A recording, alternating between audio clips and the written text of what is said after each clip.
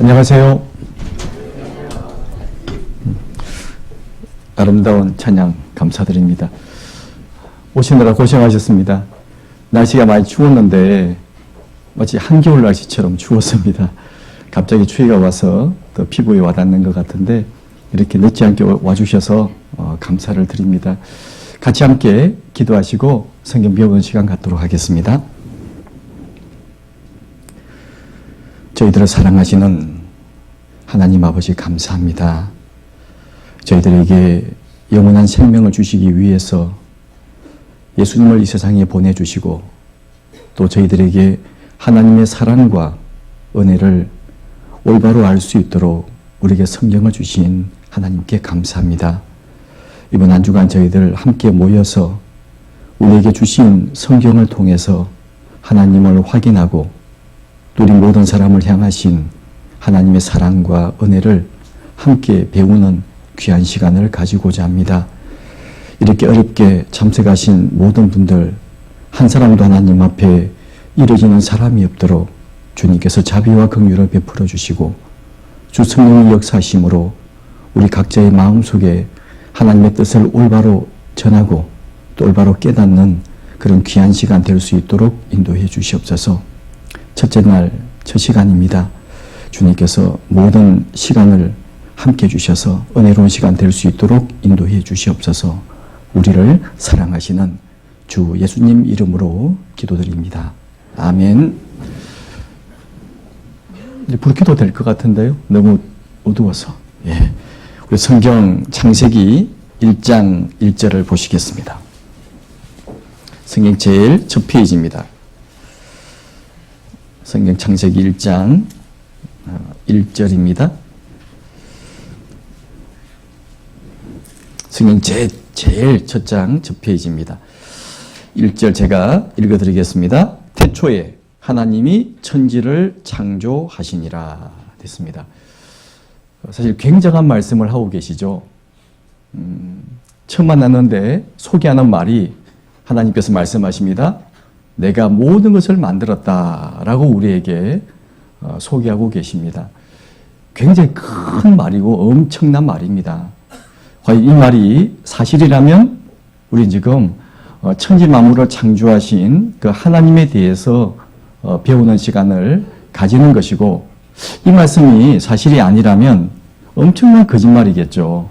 그런데 저도 34년 전에 여러분들처럼 친구의 권유로 이런 곳에 참석했습니다. 저는 그전까지 교회를 다녀본 적도 없고 성경을 배워본 적도 없습니다.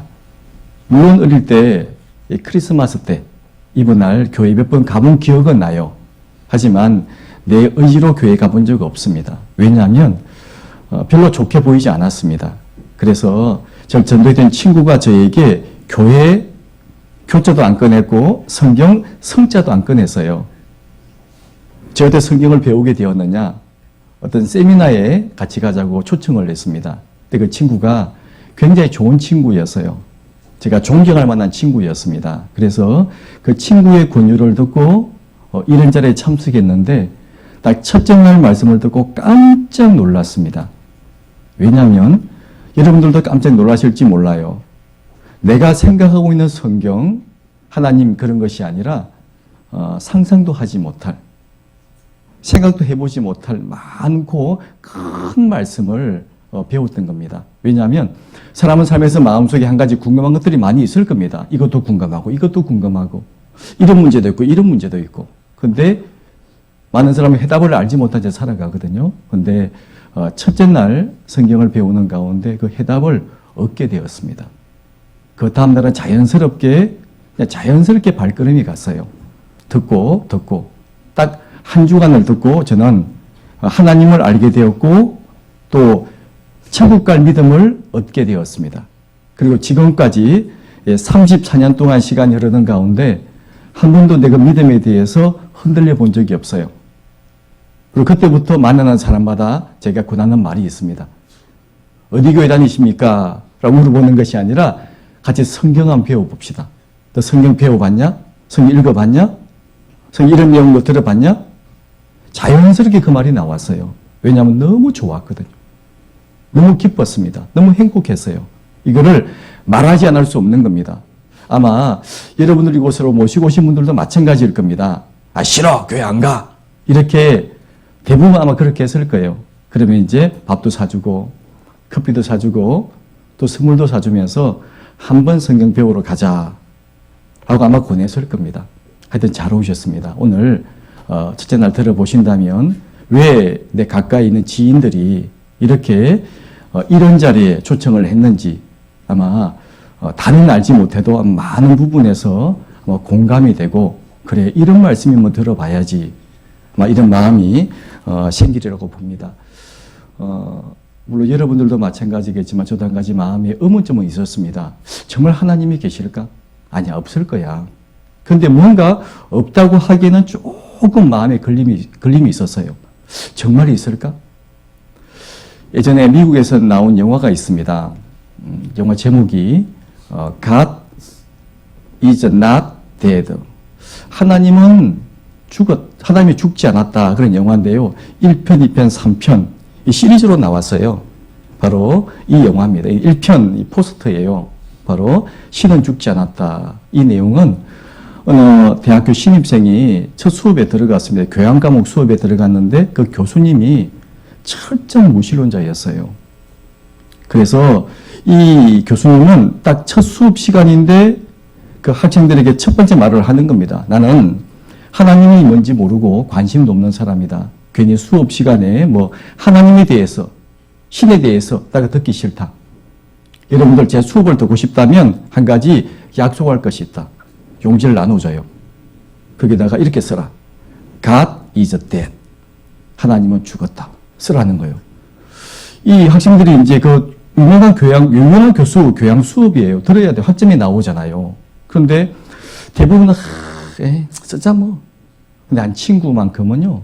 한 신입생은 마음에 갈등이 된 겁니다. 진실된 믿음을 가지고 있었거든요. 마음에 갈등이 된 거예요. 결국 교수님은 쓰지 못하겠습니다. 왜 못 써? 저는 하나님 계신다고 믿고 있습니다. 좋다. 그렇다면 내가 특별히 내게 기회를 주겠다.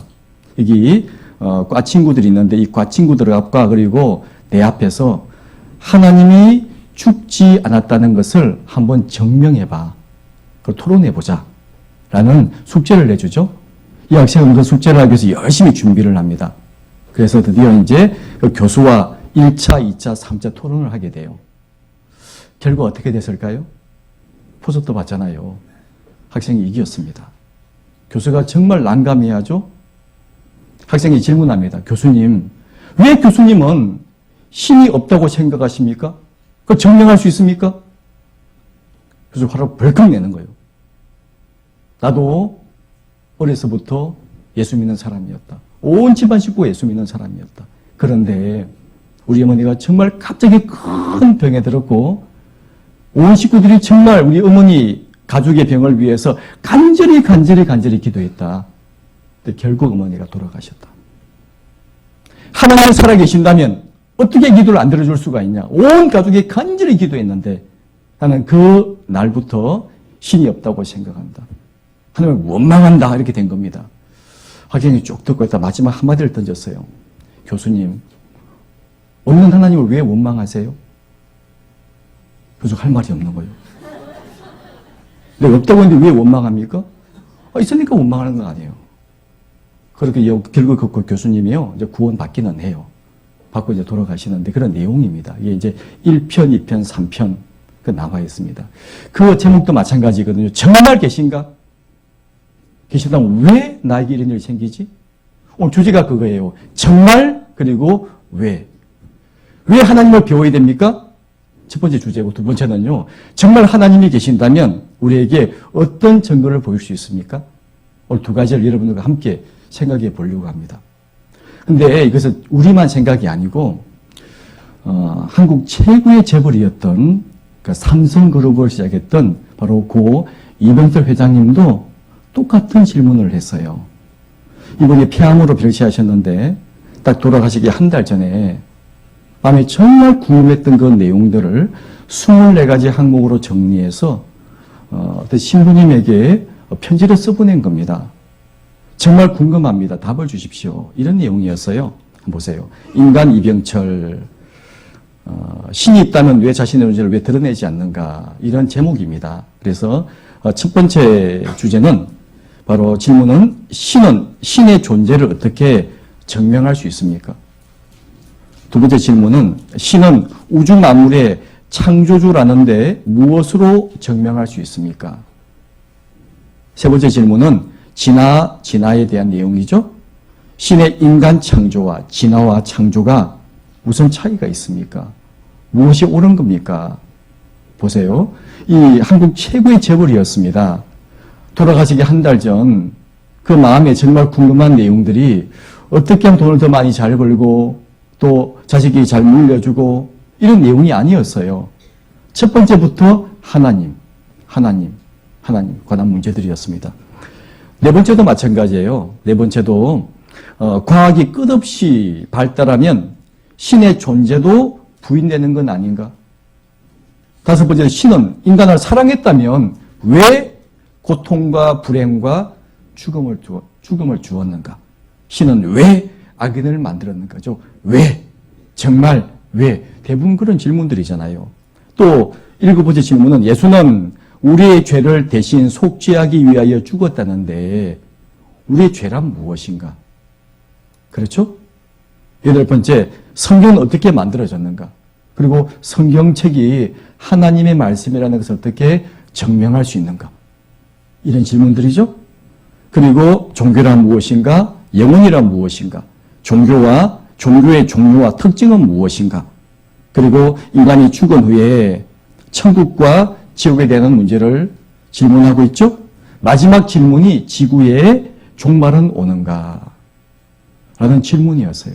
아마 이 질문을 보면 여러분들 마음속에도 대부분 그래, 나도 한 번쯤은 생각해 봤어. 그런데 문제는 우리가 바쁘게 살잖아요. 답을 알아볼 시간도 없고 그리고 여유도 없고 그냥 시간 금방 지나가 버립니다. 이번 한 주간은 이런 정말 가장 근원적인 질문이 있잖아요. 근본적인 질문. 한번 생각해보고 답을 얻어봤으면 합니다. 왜냐하면 중요한 문제가 있기 때문에 그러죠. 사람들은 말합니다. 사람들은 하나님이 계시면 좀 보여주면 되죠. 이런 분도 계시고요. 어떤 분은 정말 간절히 찾는데 만나지 못했어요. 이런 분도 있잖아요. 왜 만나지 못했을까요? 왜 아까 그 교수님처럼 왜 간절히 기도했는데 왜 어머니가 돌아가셨을까요? 또 왜죠?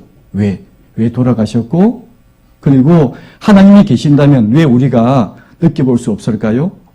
이것도 중요한 질문이 될 수 있을 겁니다. 하나님은 말씀하십니다.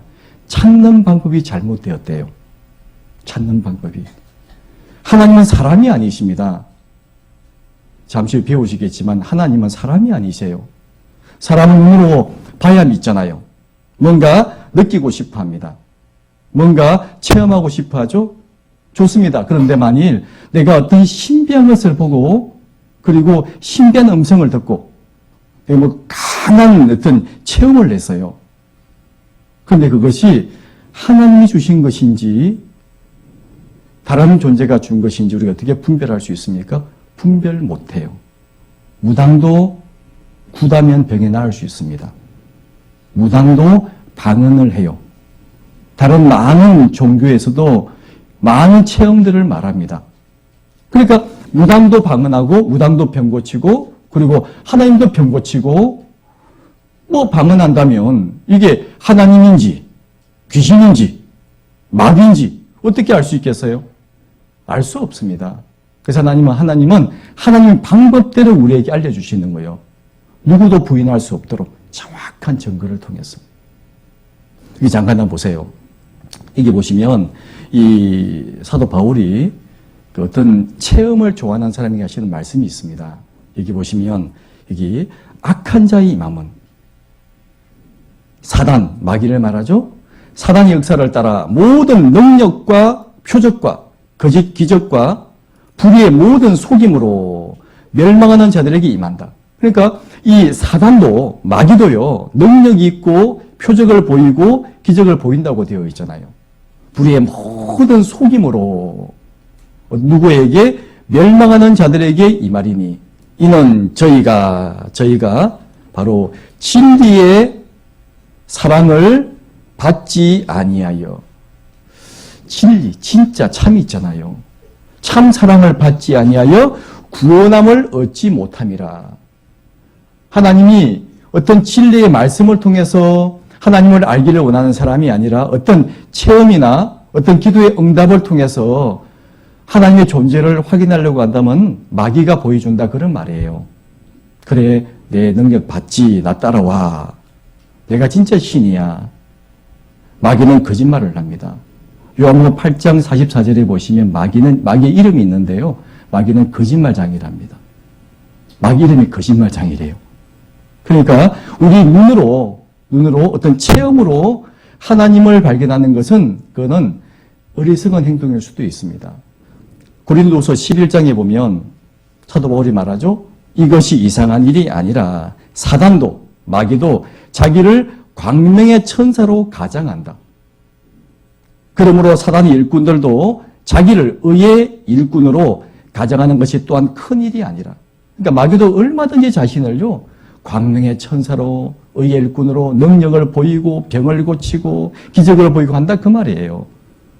마태복음 7장 21절부터 보면 나더러 주여 주여 하는 자마다 천국에 다 들어갈 것이 아니요. 그날에 많은 사람이 부르진다고 되어 있죠. 그때 그들이 말하기를 주여 주여 우리가 주 이름으로 선지자 노릇했습니다. 그러니까 목사, 전도사, 부흥강사 했다 그런 말입니다. 우리가 주의 이름으로 귀신을 쫓아냈습니다. 얼마나 큰 능력입니까? 주 이름으로 많은 권능을 행했습니다. 방언도 하고 병도 고치고. 예수님 말씀하시기를 이 불법을 행하는 자들아 내게서 떠나가라. 내가 네가 누구지 도무지 알지 못하겠노라 라고 말씀하신다니까요. 그러니까 우리가 생각하고 있는 우리 방법 가지고는 안 되는 겁니다. 바로 하나님이 정하신 방법이 있어요. 바로 성경을 통해서 우리에게 말씀하고 계십니다. 이 성경은 바로 하나님 말씀이 기록이 되어 있어요. 그래서 요한복음 여기 4장 24절에 보시면 같이 읽어보실까요? 하나님은 영이시니 예비하는 자가 신령과 진정으로 예비할지니라. 하나님은 사람이 아닙니다. 하나님은 영적인 존재예요. 영이시니, 영이 무엇입니까? 신령 영자를 쓰죠. 이 영은 신령, 영혼과 같이 영적인 존재를 설명하는 겁니다. 영혼이 안 보이잖아요. 영혼이 안 보이는 것처럼 하나님은 눈으로 볼 수 있는 분이 아니세요. 신령한 분이십니다. 그래서 하나님의 방법을 우리에게 알려주셔야 돼요. 또 디모데전서 6장에 보면 또 이렇게 말씀하시죠. 기약 이르면 하나님이 그의 나타나심을 보이시리니. 자 보십시오. 하나님은 어떤 분이냐? 복되시고 홀로 한 분이신 능하신 자이며, 이 말씀은 하나님은 복의 근본 되셔요. 복의 근본. 복 주시는 분. 아마 내일 들어보시면 깜짝 놀라실 거예요. 하나님은 뭐 째짜게 사람에게 복을 주는 정도가 아니고 세계를 통틀어서요. 깜짝 놀랄 복을 주십니다. 깜짝 놀랄 벌을 주세요. 하나님은 복되신 분이고 또 홀로 한 분이신 능하신 자다. 우리가 하나님 그러죠. 하나님. 이 말은 이름입니다. 고유명사죠. 하나에다 님자를 붙인 거예요. 조남이 바로 여호와입니다. 여호와 하나님 그러잖아요. 그러니까 하나 홀로 한 분이신, 한 분이에요. 한 분. 다른 신은 없습니다. 내일 자세하게 배울 거예요. 어쨌든 홀로 한 분이신 능하신 자다. 이 능자는 전능하다 그런 말씀입니다. 하나님은 능치 못할 일이 없으세요. 그래서 그런 분은 하나님이신데 만왕의 왕이십니다. 한때 왕이 아니고요. 모든 왕 중의 왕, 그리고 만주의 주, 모든 주인의 주인라고 말씀하시면서 16절을 같이 읽어보시겠습니다. 오직 그에게만 죽지 아니함이 있고 가까이 가지 못할 빛에 거하시고 아무 사람도 보지 못하였고 또 볼 수 없는 자신이 그에게 존귀와 영원한 능력을 돌릴지어다. 말씀하시죠. 가까이 가지 못할 빛에 거하시고 그리고 아무 사람도 보지 못하였고 또 볼 수 없는 자시다. 바로 영적인 존재시고 거룩하신 분이시고 빛 가운데 거하시는 분이세요. 그래서 우리의 불완전 눈을 가지고 못 본다 그런 말입니다. 그래서 하나님 우리에게요, 보세요. 세상에 보면 보이는 것과 안 보이는 것이 있습니다. 과학자들이 많이 그래요. 보이는 것은 약 22%랍니다. 모든 것 가운데. 그런데 사실 안 보이는 것이 훨씬 더 많대요. 여러분, 말이 보입니까? 제 말이 보이세요? 안 보이죠? 어떻게 알 수 있습니까? 말은 들어본다 그러죠. 음식의 맛을 눈으로 볼 수 있습니까? 맛있게 보이는데 먹어보니까 맹탕이에요. 고기 있잖아요. 고기 아주 맛있잖아요. 근데 소금 안 치면 고기 맛있을까요? 맛없을까요?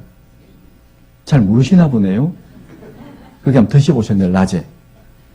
삼겹살 구워 드시면서 그냥 한번 드셔보세요. 무슨 맛 나는지. 거기다요 쌈장 넣고 마늘 넣고 닭 싸서 먹어야 맛있지. 맹탕이요. 그냥 먹으면 맹탕이에요. 바로 음식의 맛은 먹어본다. 사랑은 느껴본다 그러잖아요. 멀리 있는 물체는 망원경을 통해서 보면 됩니다. 작은 미생물은 현미경 통해서 보면 되잖아요. 전파는 핸드폰이나 또 TV 수상기를 통해서 안 보이는 전파를 확인해 볼 수 있습니다. 그래서 하나님은 우리에게 하나님을 알 수 있는 방법을 주셨는데 그 중에 한 가지가 바로 성경이라는 겁니다. 성경을 통해서 정확한 하나님을 확인해 볼 수 있습니다. 그냥 개인적으로 하나님 말하라 그러면 별말을 다 하겠죠. 나 이렇게 늦게 봤어. 그런 거 말고요. 아주 객관적으로 정확한 증거를 가지고 하나님은 우리에게 말씀해 주고 계세요. 이거 한번 보세요. 자, 태초에 말씀이 계시니라. 이것은 요한복음 1장 1절의 말씀이에요. 그런데 태초에 제일 처음 말씀이 계시니라. 이 말씀이 하나님과 함께 계셨으니 이 말씀은 곧 뭐라고요? 하나님이시니라. 바로 이 성경 내용이 하나님 말씀이라는 겁니다. 우리에게 말씀을 통해서 하나님을 증명해 보여주고 계세요. 성경을 통해 하나님을 확인해야 됩니다. 어떤 체험이나 이것은요, 정확히 알 수 없는 겁니다. 그래서 우리에게 말씀을 주셨죠? 자, 그런데 두 번째입니다. 왜 하나님을 알아야 될까요? 어떤 분은 그래요. 우리 아버지요, 예수 안 믿는 사람이에요. 근데 잘 먹고 잘 살다가 잘 돌아가셨거든요? 우리 할아버지, 예수가 누구지도 몰라요. 돈 많이 벌고요. 아주 건강하게 살다가 돌아가셨습니다. 우리 조상들도 마찬가지죠? 이렇게 말하는 분이 계세요. 저요, 저 하나님 없이도 잘 먹고 잘 살았어요. 왜 굳이 하나님을 알아야 되죠? 이렇게 말하는 분들이 계십니다. 아마 이곳 가운데 그런 분들이 계실지도 몰라요. 여지껏 하나님 없이 잘 살았는데 왜 하나님 왜 믿으라고 그러지? 왜 알아보라고 그러지? 이유가 있습니다. 이 땅 살 동안 아무 문제 없어요.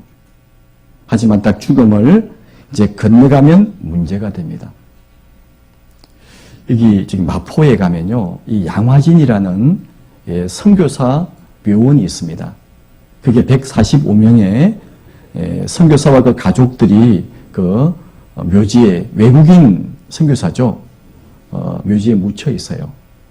거기 가면 입구에 딱 들어가면 한 사람 이름이 딱 떠오릅니다. 바로 언더우드라는 선교사예요. 그분이 한국에 오셔서 이제 학교도 만들었잖아요. 그 학교 바로 연세대학교, 전신인 연세대학교를 나중에 연세대학교가 되죠.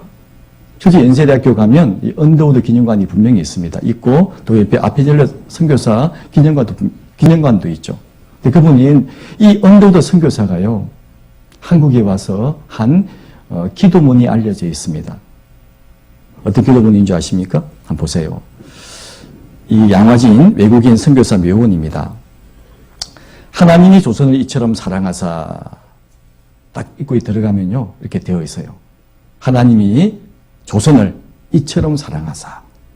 여기에 이 언더우드 선교사의 그런 내용인데 쭉 이런 내용 기록이 되어 있습니다. 잠깐 출첵것만 볼게요.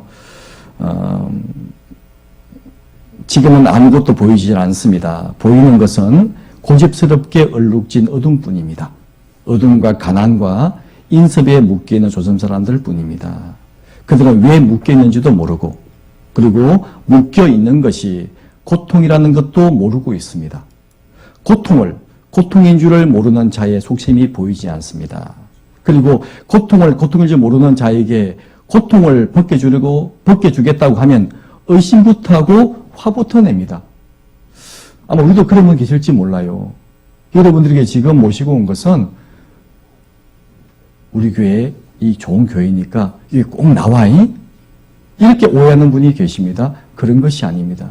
이 언더우드 선교사가 느꼈던 것처럼 바로 이 고통 속에 있는 사람들을 해방시켜 주기를 원하시는 겁니다. 요한복음 8장 32절에 보시면 진리를 알지니 진리가 너희를 자유케 하리라. 자, 그 말씀을 하니까 유대인들이요 이해를 못한 겁니다. 아니 여보시오. 우리는 조상 때부터 우리 아브라함의 자손입니다. 누구의 종이 된 적이 없는데 왜 무슨 자유를 준다고 말합니까? 예수님 말씀하시죠? 죄를 짓는 자마다 죄의 종이니라. 결국 죄 때문에 심판을 받고 죄 때문에 지옥 가잖아요. 사람은 그것을 생각하지 않는 겁니다. 사람이 지옥 가지 않도록, 사람이 지은 죄 때문에 심판을 받지 않도록 주는 우리 죄를 대속하기 이 땅에 오셨는데 사람들은 그걸 모르고 있잖아요. 지금 그 말을 하고 있는 겁니다. 선교사가 와서요. 성경을 배우셔야 됩니다. 하나님 아셔야 됩니다. 천국이 있습니다. 말하니까요. 그런 게 뭔데? 둘이 싫어하고 도망다니고 미워한다 그런 말입니다. 사람은 살면서 여러분 잘 생각해 보십시오. 종이 아니라고 생각하십니까? 우리는요 사실 사람의 종으로 살고 있습니다. 가정에서 자식의 종이 되는 경우도 있죠. 부모가 자식의 종이 될 수도 있습니다. 남편의 종이 되는 분도 계시죠. 또 때문에 아내에게 종이 돼요. 물론 가족 간이니까 별 문제 없습니다. 직장 생활을 할 때 어떻습니까? 종이에요, 종 아니에요? 다들 모르시네. 정말 안 입고 온 게 한두 가지가 아니잖아요. 그 조금 월급 받으려고요. 얼마나 힘들게 사십니까? 바로 종으로 살고 있잖아요. 사람에게 종이 됩니다. 또 어떤 사람은 돈의 종이 되는 분도 계셔요. 어떤 사람은 건강 때문에. 어떤 분은요, 죽을까 봐서. 죽음의 종으로 사람은 살아갑니다. 하나님은 우리에게 그 종에서부터 자유를 주기를 원하시는 겁니다. 마치 언더우드 선교사가 고통을 벗겨주려고 하니까 사람이 고통인 줄을 모르고 살고 있어요. 지금도 괜찮은데요, 뭐. 이른다 그런 말입니다. 예를 들어가지고 어떤 거지에게 구급차 한 대가 왔습니다. 그러더만요, 갑자기 양복 입은 사람이 이 사람 내리는 겁니다. 그리고 도련님 그러는 거예요. 도련님? 네, 그건 도련님인데, 예, 당신 아버지가 어느 큰 회사의 회장님이십니다. 당신을 잃어버렸고, 당신을 묻고 찾고 찾아서 드디어 당신을 찾아서 이렇게 모시러 왔습니다. 전 회장의 비서관들입니다. 거짓말하지 마세요. 하고 안 따라간다면 그런 사람은 없겠죠. 진짜 저 맞아요? 저 남길현 맞거든요? 혹시 제 이름 맞아요? 저 생년월일이 이렇게 되어 있습니다? 예, 알고 찾아온 거예요. 어떤 사람은 로또에 당첨이 됐습니다. 보니까 100억이 당첨이 됐어요. 본인이 모르고 있는 거예요.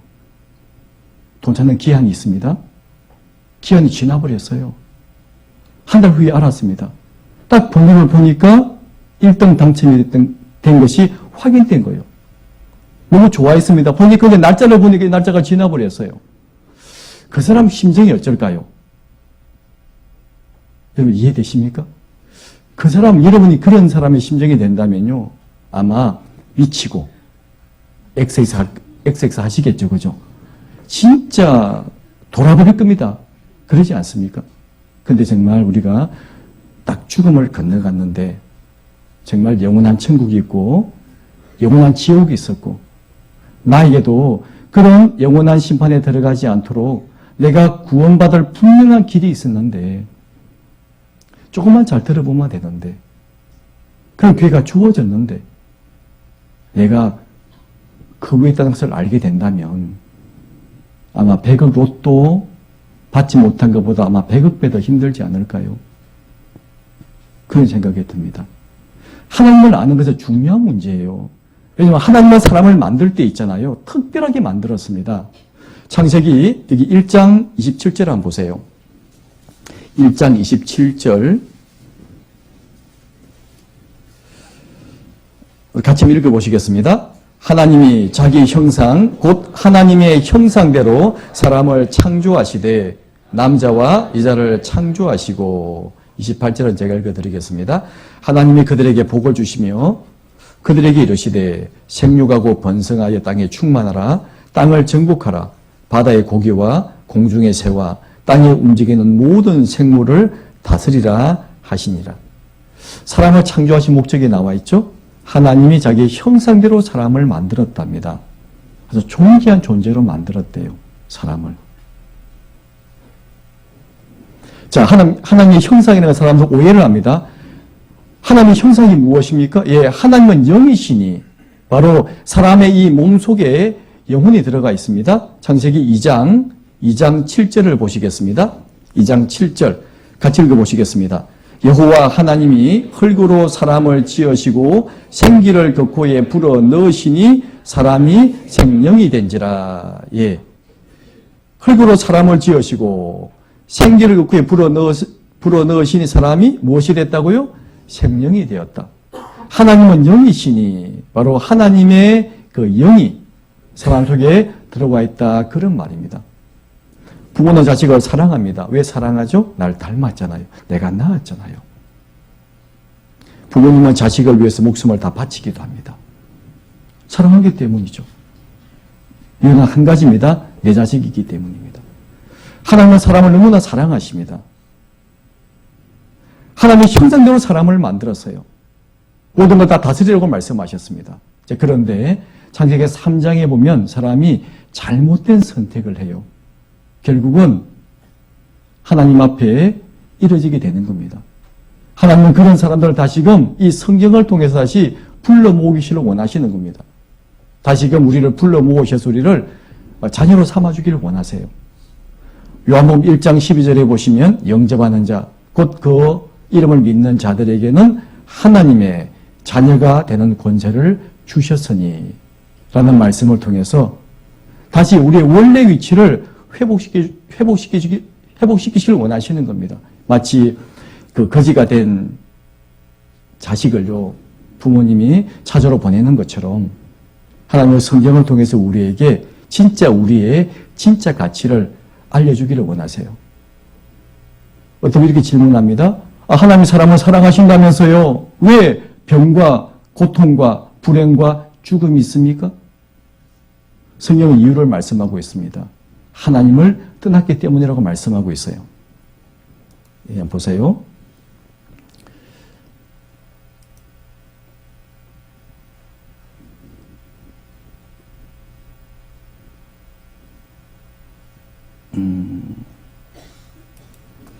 시편 107장 10절에 보면 같이 읽어보실까요? 사람이 흑암과 사망의 그늘에 앉으며 곤고와 쇠사슬에 매임은 하나님의 말씀을 거역하며 지존자의 뜻을 멸시함이라.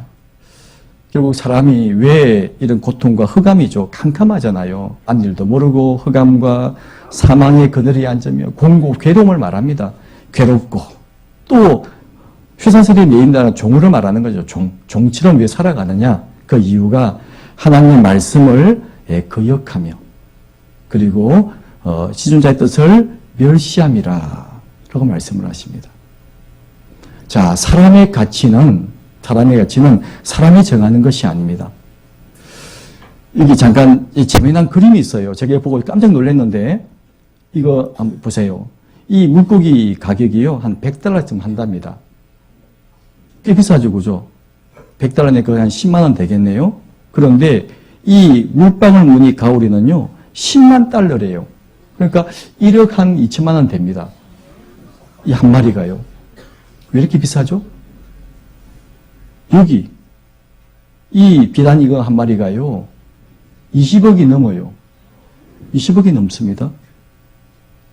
이거 왜 이렇게 비싸죠? 가격 누가 매겼어요? 사람이 매겼어요. 요 대게 한 마리 있으면 대게 한 마리 가격이요, 5,300만 원짜리 대게입니다. 얼마 전 일본에서 경매에 나와서 샀대요. 요놈이요, 요놈. 그 대게 한 마리가요, 5,300만 원이에요. 맛있겠죠, 그죠? 이 시골 아파트 한 채 값입니다. 개 한 마리가. 이 가격을 누가 정했죠? 사람이 정하는 겁니다. 그죠? 20억짜리 뭐 금붕어, 비단잉어, 그쵸? 5천만짜리 대게, 1억짜리 물고기.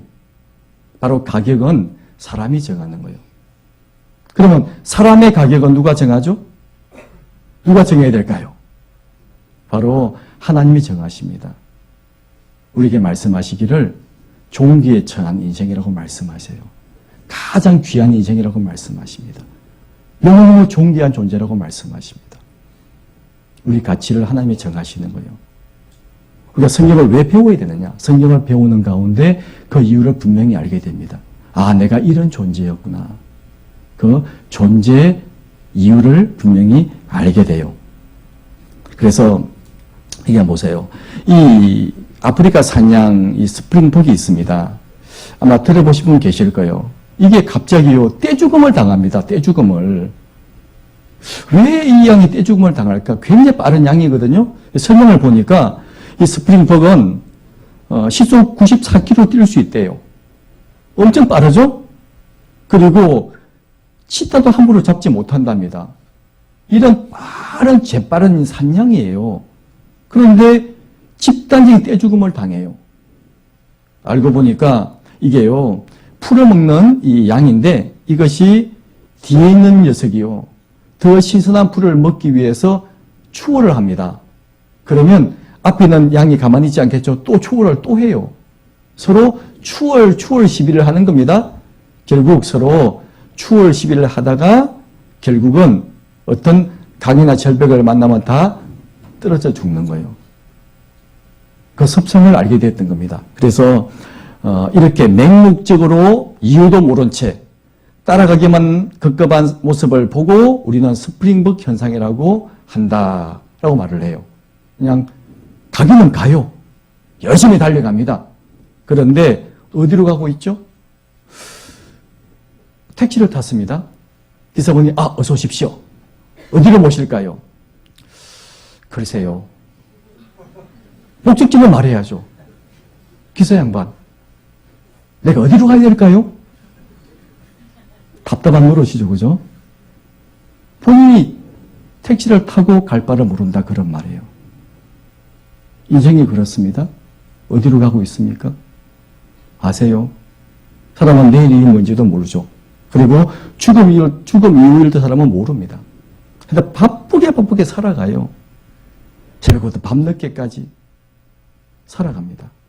그래서 요즘 1인 방송이 많잖아요. 1인 방송이 많이 있는데 어떤 개인 유튜버가요, 길거리 나가서 물어본 거예요. 당신 왜 살아요? 왜 살아요? 왜 살아요? 대답이 뭔지 아십니까? 한번 보세요. 왜 살아요? 그러게요. 진짜 모르겠네. 왜 살아요? 먹기 위해 살아요. 먹기 위해서. 왜 살아요? 그냥 편하게. 왜 그런 것 같아요? 죽는 게 무서워서요. 고마워요. 혹시 네. 그러니까 왜 살아요? 먹고 살면. 먹고 살고. 네. 혹시 왜 살아요? 라는 질문을 했을 때 어떻게 대답하실 거예요? 그냥 왜 사냐고요? 네. 좀 황당한 질문이긴 한데 그렇죠. 맞아요. 잘 먹고 잘 살려고? 고맙습니다. 제가 지금 뭐 물어보고 있거든요. 네, 뭐요? 뭘 물어볼 거예요? 왜 살아요? 저요? 네. 엄마가 낳아줘서요. 그거예요. 네, 안녕히 계세요. 내가요? 안녕. 고마워요. 감사합니다. 친구, 왜 살아요? 왜? 네? 왜 살아요? 왜 살아요? 네. 저희 부모님을 기쁘게 해드리기 위해서 멋있어. 오늘 들었더니 제일 멋있어. 친구도, 왜 살아요? 제 꿈을 위해서입니다. 멋있다. 거 멋있어. 저는 이제 질문을 끝나고 이제 집에 도착했습니다. 보통의 오늘 친구들이 먹고 살려고 그냥 산다고 하네요. 여러분들은 어떠신가요? 예, 우리는 왜 살죠? 참 이유를 모르는 사람은 살고 있습니다. 참 바쁘게 살잖아요. 정말 정신없이 살아갑니다. 생각해 봐야 돼. 내가 왜 살고 있지? 무엇 때문에 살고 있지? 아마 해답을 얻지 못하실 거예요.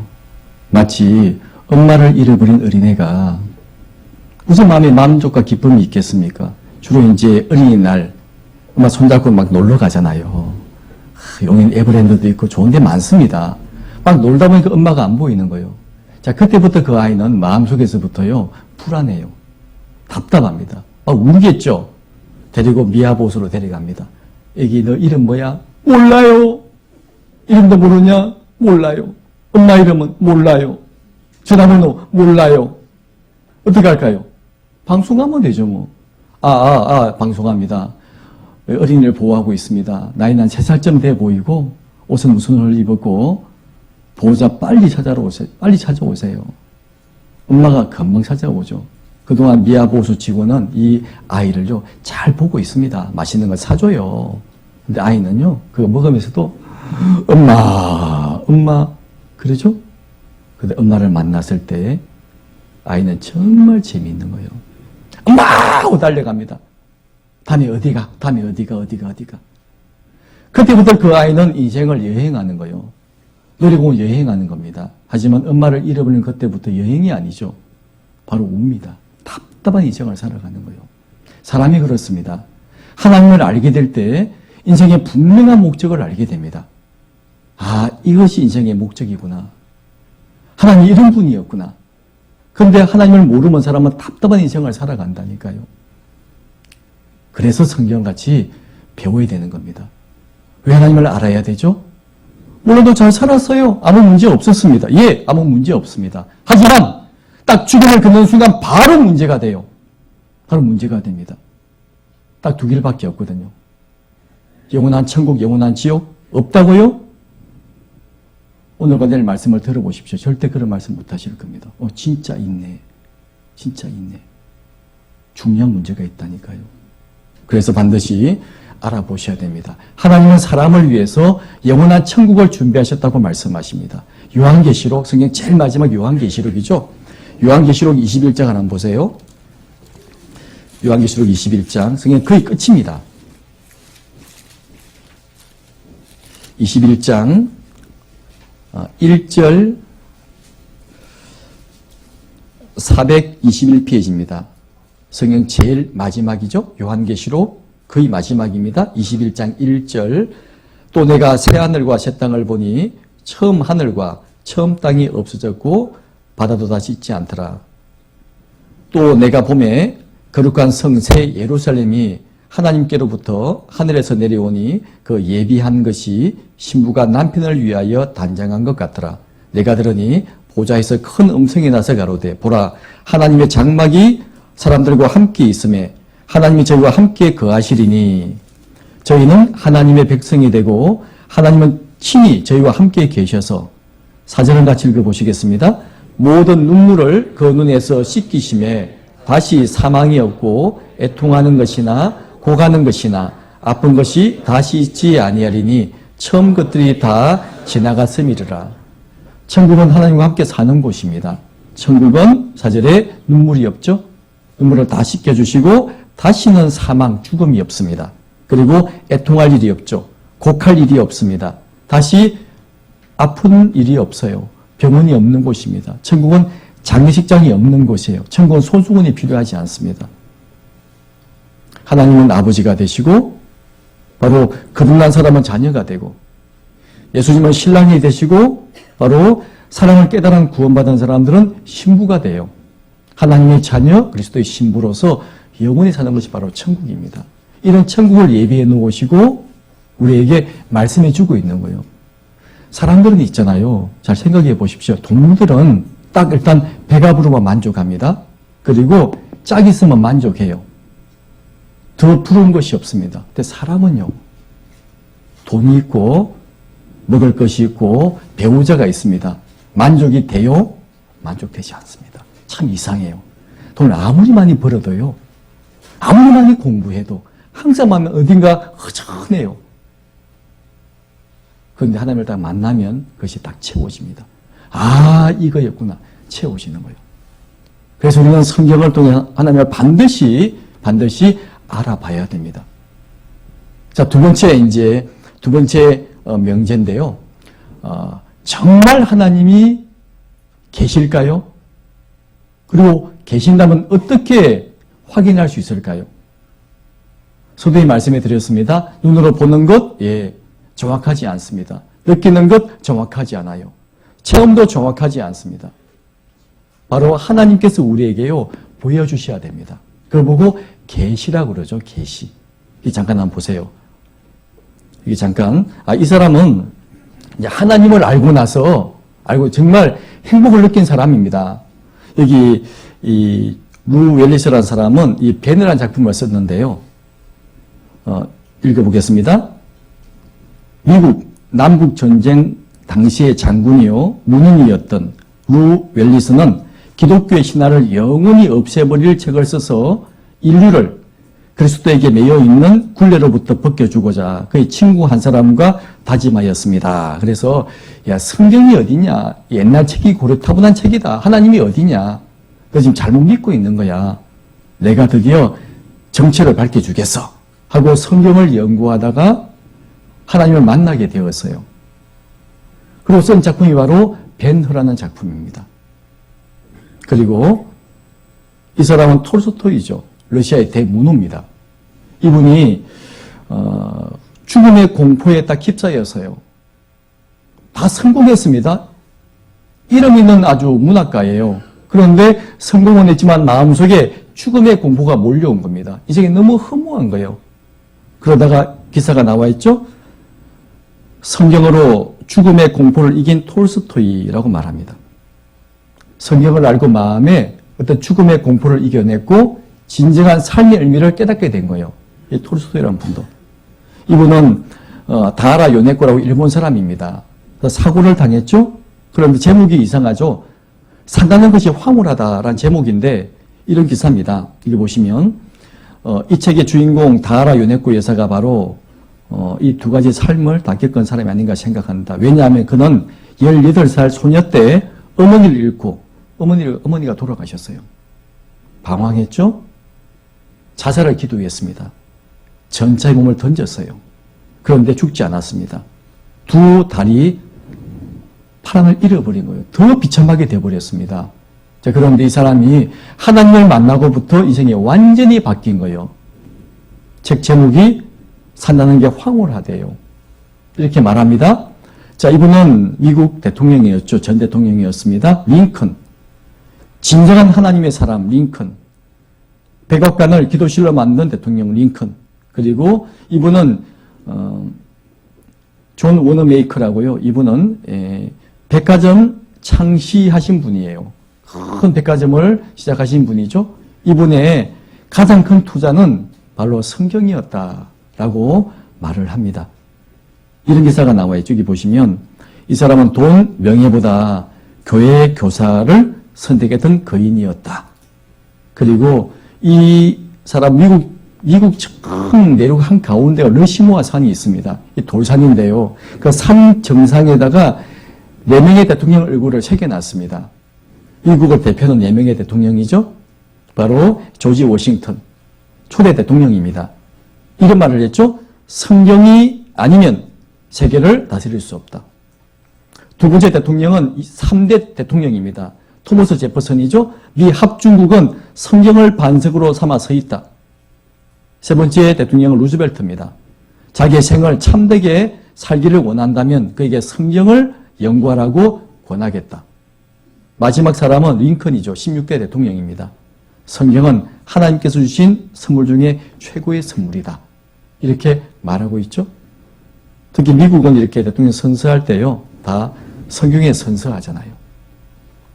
하나님을 알게 된 마음이 바뀝니다. 인생이 바뀌어요. 행복한 인생으로 바뀝니다. 그래서 하나님은 우리에게 하나님을 알려주시기 위해서 어떻게 하시느냐? 바로 우리에게 계시하십니다. 계시. 뜻을 제가 설명해 볼게요. 계시. 계시란 말은 열개 보일 시자죠. 무엇으로부터 베일을 벗기다. 바로 펼쳐서 보여주다. 감추인 것을 보여준다. 이런 말입니다. 자, 하나님은 사람이 아니시죠. 마치 이 그림처럼요. 이 그림처럼 개미와 사람 차이가 엄청나잖아요. 사람은 개미를 보고 있습니다. 개미는 사람을 볼 수 없죠. 그와 동일하게 하나님은 사람을 보고 있습니다. 사람은 하나님을 볼 수가 없어요. 그래서 마치 이 사람이 개미처럼 될 수 있다면 개미의 모습으로 내려가서 내가 사람이다, 이런 사람이다 설명하면 되겠죠. 그처럼 하나님은 우리에게 하나님을 보여주시기 위해 성경을 주셨고 또 성경을 통해 하나님을 계시해 주신 겁니다. 바로 보여주신 거예요. 이사야 55장 8절 9절에 보면 여호와의 말씀에 내 생각은 너희 생각과 다르다. 내 길은 너희 길과 달라서 하늘이 땅보다 높음 같이 내 길은 너희 길보다 높으며 내 생각은 너희 생각보다 높으니라. 그러니까 인간의 지혜와 지식을 하나님은 알 수 없습니다. 바로 하나님께서 우리에게 보여주시는 거예요. 그걸 계시라 그럽니다. 두 가지의 계시가 있습니다. 바로 일반적인 계시가 있고 특별 계시가 있어요. 일반 계시라고 하는 것은 우리의 마음속에 양심이 있고 영혼이 있습니다. 또 종교심이 있죠. 이걸 통해 하나님을 알 수가 있고 또 만드신 만물을 통해서 진짜 이걸 보니까 하나님이 계시네 알 수가 있습니다. 그걸 보고 일반적인 계시라고 그래요. 하지만 정확히 알 수는 없죠. 그래서 우리에게 성경을 주신 겁니다. 성경이 바로 특별한 계시예요. 성경에 하나님이 하나님을 소개하고 계시고 또 하나님이 살아계심을 어떤 분인가 분명히 보여주기 위해서 한 민족을 선택합니다. 바로 그 민족이 이스라엘 민족이에요. 지금 세계에 제일 돈 많은 민족이 있죠. 세계에 제일 머리 좋은 민족이 있습니다. 바로 이스라엘 민족이에요. 근데요, 그 나라가 땅 면적이 우리나라 강원도 땅보다 조금 더 큽니다. 그들의 인구 전 세계 다 합쳐봤자 한 1,500만 명이라고 그럽니다. 작은 나라, 작은 인구의 사람인데 지금 세계를 지배하고 있습니다. 오늘 이제 내일 모레 배우실 내용이에요. 세계의 경제를 그들이 쥐고 있습니다. 그들이 세계의 다이아몬드, 세계의 금, 세계의 식량을 그들이 쥐고 있어요. 노벨상 수상자 약 23%가 유대인들입니다. 유명대학 교수의 30%가 유대인들이요. 놀랍지 않습니까? 또 그 유대인은 우리가 아는 것처럼 2차 세계대전 때 히틀러에게 무려 600만 명이 학살당했습니다. 바로 같은 민족이에요. 그런데 그렇게 학살당할 것도 다시금 회복이 되어 세계 최정상에 올라설 것도 성경에 자세히 기록되어 있다 그 말입니다. 그래서 이스라엘 민족을 통해서 봐라, 이래도 하나님이 없냐? 그런데 분명히 보여주고 계세요. 아주 빼도 박도 못하게 정확하게. 그걸 특별 계시라 그럽니다. 그래서 이제 지금부터 시간들은 우리 5분간 쉴 건데요. 지금부터 시간 5분간 쉬었다가 바로 성경을 통해서 하나님을 확인해보는 시간을 가지고자 합니다. 지금 40분인데요. 5분간만, 45분까지만 쉬고 들어오시면 좋겠습니다. 우리 성경 로마서 1장을 보시겠습니다. 로마서 1장 19절입니다. 신약 성경 240페이지. 로마서 1장 19절과 20절 말씀입니다. 로마서 1장 19절 20절 제가 읽어드리겠습니다. 이는 하나님을 알만한 것이 저희 속에 보임이라 하나님께서 이를 저에게 보이셨느니라. 창세로부터 그의 보이지 아니하는 것들 곧 그의 영원하신 능력과 신성이 그 만드신 만물에 분명히 보여 알게 되나니 그러므로 저희가 핑계치 못할지니라. 하나님께서 우리에게 말씀해 주시기를 사람 속에 하나님을 알만한 것이 있대요. 사람 속에. 바로 그걸 종교심이라고 그럽니다. 종교심. 신을 찾는 마음이 있잖아요. 이 전 세계 어디를 가봐도 종교가 없는 부족은 없습니다. 종교가 없는 사람들은 없어요. 다 종교를 가지고 있습니다. 지금 인도에 가니까 3억 3천만 개의 신이 있다고 알려져 있죠. 네팔에 가면 약 2억 개의 신이 있다고 알려져 있습니다. 일본에는 800만 가지. 우리 저기 제일 남단 제주도 있죠. 제주도 가면 신이 몇 가지냐? 1만 8천 개의 신이 있다고 말합니다. 한국 제주도만 해도요. 아마 우리 마음에도 다른 신이 있을지도 몰라요. 왜 그런 마음이 왜 있을까요? 네, 우리 인간의 마음속에 하나님을 찾는 마음이 있는 겁니다. 그런데 정확히 찾지를 못했죠. 그러니까 이것이 신인가? 이것이 신인가? 이것이 신인가? 각기 나름대로 자기만의 신을 가지고 있습니다. 친구지간에도 해서는 안 될 말이 있죠. 주로 종교에 관한 이야기입니다. 서로 다툼이 생깁니다. 네가 옳으냐 내가 옳으냐 다투게 되잖아요. 자, 그 마음이 어떤 마음이냐 바로 종교심이라는 겁니다. 이게 잠깐 성경에 보니까 하나님 말씀하시기를 사람 속에 영과 혼과 몸이 있다고 말씀을 하십니다. 그림을 보세요. 사람 속에 영과 혼과 몸이 있습니다. 이 몸은 바디, 몸이죠. 사람도 동물도 식물도 몸을 가지고 있습니다. 몸은 식욕과 성욕, 명예욕이죠. 그리고 이 혼은 사람과 동물이 혼을 가지고 있습니다. 혼의 역할이 무엇이냐? 지식, 지정의죠. 감정을 가지고 있고 그리고 감정대로 행동하는 의지력을 가지고 있습니다. 동물도 새끼를 얼마나 사랑하는 줄 아세요? 동물도 학습합니다. 동물도 자신의 생각을 표현하잖아요. 그런데 동물은 영이라는 게 없죠. 영은 사람만이 가지고 있습니다. 영은 세 가지로 크게 구분할 수 있어요. 바로 신을 찾는 종교심, 오직 사람만이 가지고 있습니다. 그리고 선을 추구하는 양심, 사람만이 가지고 있어요. 또 사람만이 영혼을 사모하는 마음을 사람만이 가지고 있습니다. 자, 임사호천이라는 말이 있죠. 죽음이 임박하면 하늘을 부른다. 그런 말입니다. 또 이런 말도 있습니다. 순천자중 역천자망한다. 맹자의 말인데 하늘 뜻에 따르는 자는 존재할 것이고 하늘을 거스르면 망한다. 그런 말이죠. 왜 이런 말이 있을까요? 또 보세요. 이것이 어딘지 아십니까? 강화도예요. 바로 만이산의 참성단입니다. 바로 당군이 하늘에 제사를 드리기 위해서 쌓았다고 전해져 온다 그러죠. 한국에서 체전이 있을 때 불을 어디서 가져옵니까? 바로 이곳에서 불을 채집해서 봉송을 하는 겁니다. 이것이 어디냐? 바로 당군이 하늘에 제사드린 장소로 알려져 있죠. 자, 서울에도 있습니다. 바로 이곳이에요. 여러분 가보셨어요? 바로 황구단입니다. 이것은 천자가 하늘에 제를 드리는 둥근 단으로 된 제천단이다. 라고 네이버 지식백과에 나와 있어요. 보십시오. 사람만이 하나님을 생각하고 하나님께 제사하고 찾습니다. 이걸 종교심이라고 그러잖아요. 1만 8천 신들과 대화하는 제주. 제 말 아닙니다. 그리고 보세요. 또 사람에게 양심이라는 게 있습니다. 그래서 제가 로마서 2장에 보면 율법이 없는 이방인. 자, 내일 배울 겁니다.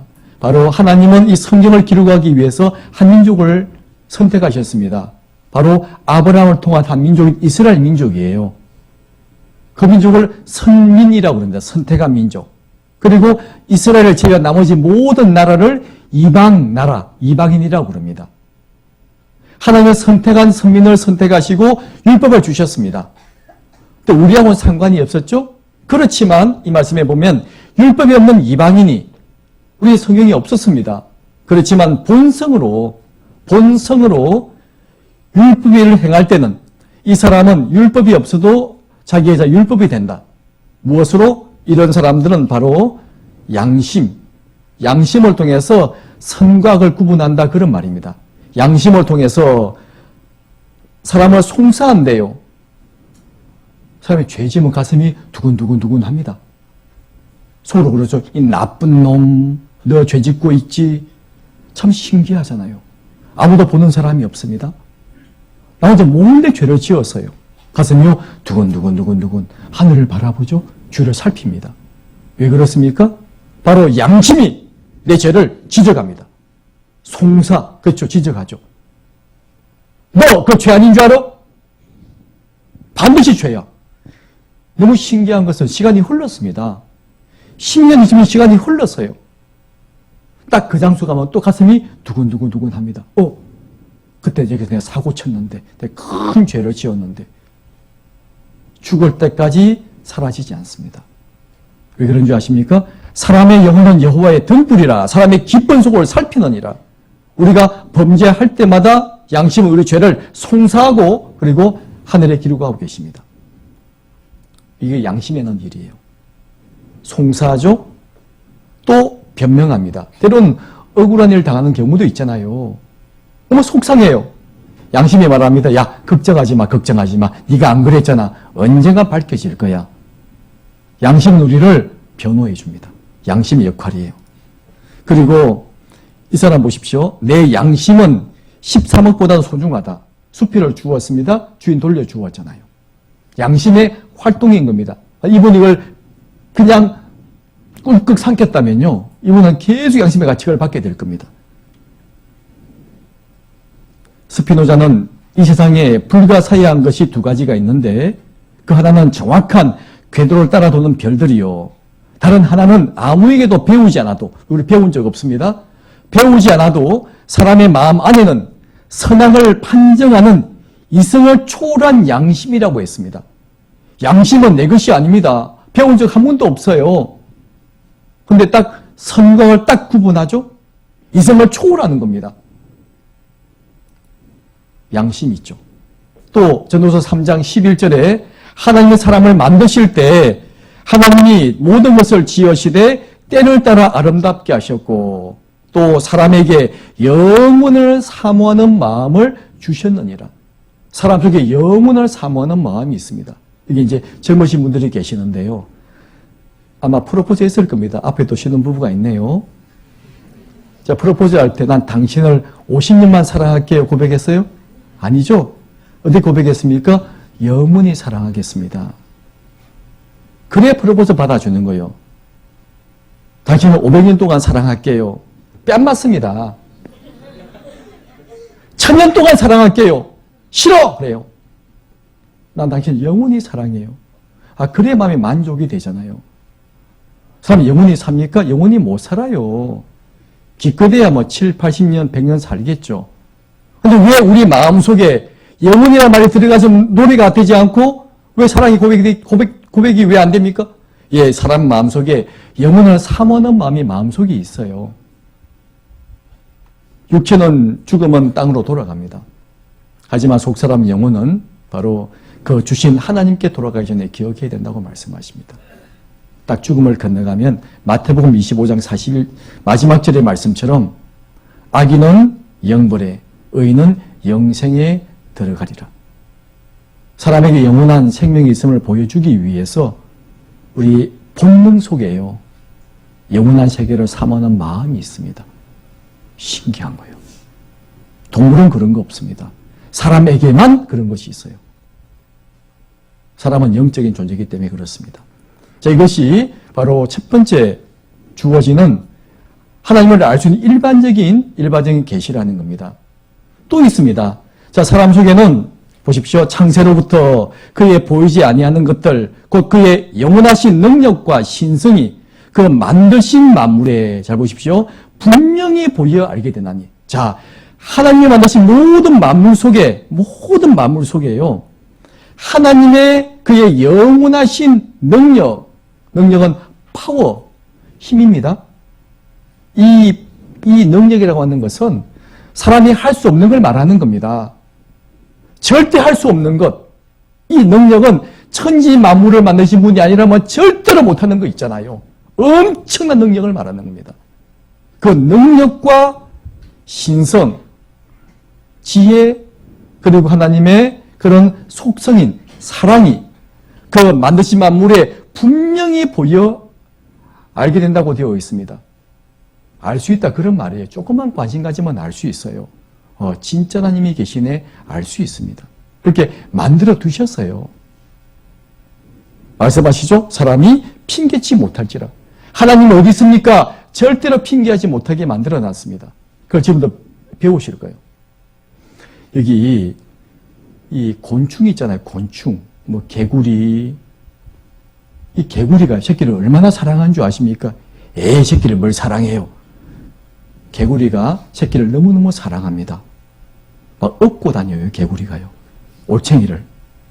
물이 없잖아요? 그러면 이제 죽습니다. 등에 업어봐 해가지고 나무에 기어 올라가서 물 웅덩이 있지 않습니까? 거기다 딱 풀어놔요. 개구리가. 또 거미가요. 실로 새끼를 칭칭 감습니다. 몸에 감아가지고 업고 다닙니다.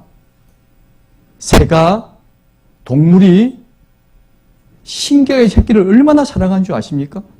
이게 한번 보세요. 자, 하나님의 속성이 있습니다. 사랑하지 아니하는 하나님을 알지 못하나니 이는 하나님은 사랑이심이라. 하나님의 사랑이라는 속성이 모든 만물에 다 담겨져 있습니다. 한번 보십시오.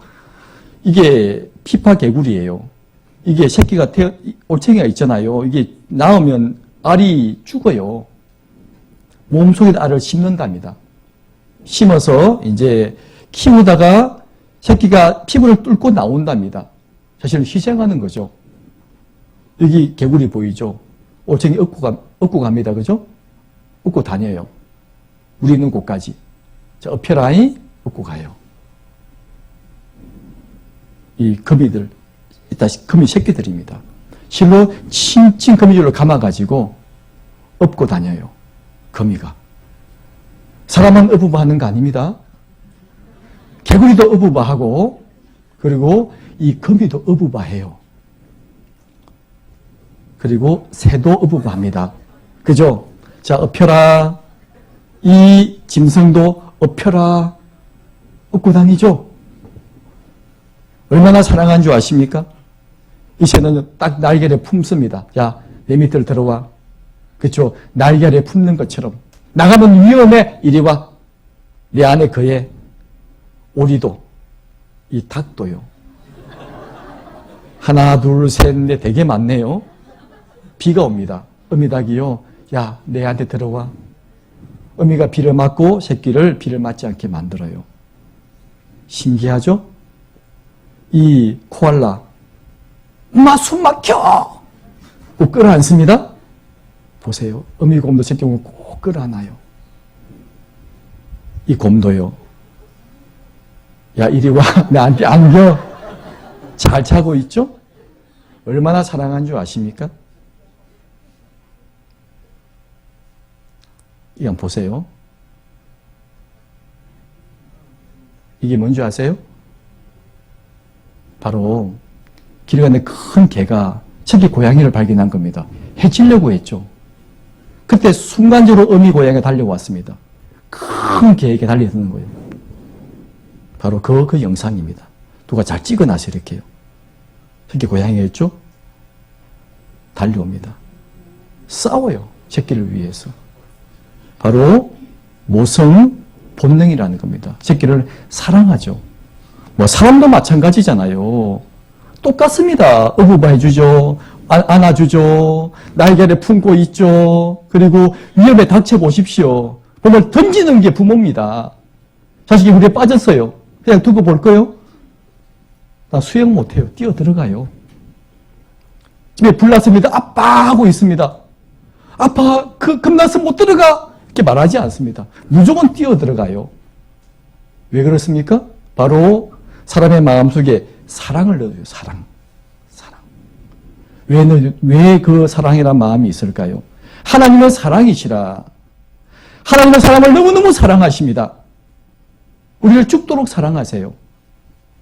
하나님이 세상을 이처럼 사랑하사 독생자를 주셨으니 이는 저를 믿는 자마다 멸망치 않고 영생을 얻게 하리 하심이라. 바로 하나님의 인간을 향한 사랑을 보여주기 위해서 그 곤충에도 그 미물들에게도요 새끼를 정말 사랑하는 마음을 주셨잖아요. 이 가시고기란 물고기 있습니다. 엄마는 알 낳고 가버립니다. 이 아빠 가시고기가요, 계속 새끼를, 알이 부화될 때까지요, 날개짓을 해요. 먹지도 않습니다. 지느러미가 다 헤어집니다. 이제 새끼가 부화합니다. 뭐 먹는 줄 아세요? 그 아버지를 뜯어먹습니다. 몸을 다 내어줘요. 그게 가시고기란 물고기입니다. 남극에 황제 펭귄이 있습니다. 북극에도. 이 황제 펭귄은요, 새끼를 위해서 몇 달 동안 굶습니다. 그리고 자기 발 뒤에 새끼를 올려요. 키웁니다. 그리고 음식을 토해내서 새끼를 먹이는 거예요. 이게 황제 펭귄입니다. 동물이나 사람이나 똑같아요. 자식을 사랑하는 것은. 하나님은 사랑이시라. 우리를 얼마나 사랑한 줄 아십니까? 하나님의 형상대로 만든 사람이 하나님을 떠났기 때문에 사람들은요, 그 허무와 고통과 불행을 사랑한다, 그런 말입니다. 하나님은 성경을 통해서 돌아오라고 말씀하시는 거예요. 사랑을 들어보라고 말씀하시는 겁니다. 여러분들은 들어보기만 하면 돼요. 하나님이 살아계신지 확인해 보시면 되고, 우리를 얼마나 사랑하시는지 들어보시면 돼요. 어렵지 않습니다. 이사야서 이런 말씀이 있죠. 49장 15절 말씀입니다. 같이 읽어보시겠습니다. 여인이 어찌 그 젖먹는 자식을 잊겠으며 자기 태에서 난 아들을 긍휼히 여기지 않겠느냐. 그들은 혹시 잊을지라도 나는 너를 잊지 아니할 것이라. 어떻게 어머니가요, 젖먹이를 잊어버릴 수가 있겠습니까? 근데 가끔 그런 경우도 있어요. 제가 아시는 목사님은요, 어렵게 아이가 태어났어요. 너무 좋았거든요. 그런데 이 목사님은 아이보다 또 아내가 더 소중했던 것 같아요. 병원 퇴원하면서 아이를 떼놓고 와버린 거예요. 오다가 보니까, 야, 우리 애기 있잖아, 애기. 실제 그런 경우 있었습니다. 실제예요, 실제. 혹시 잊을 수 있겠죠.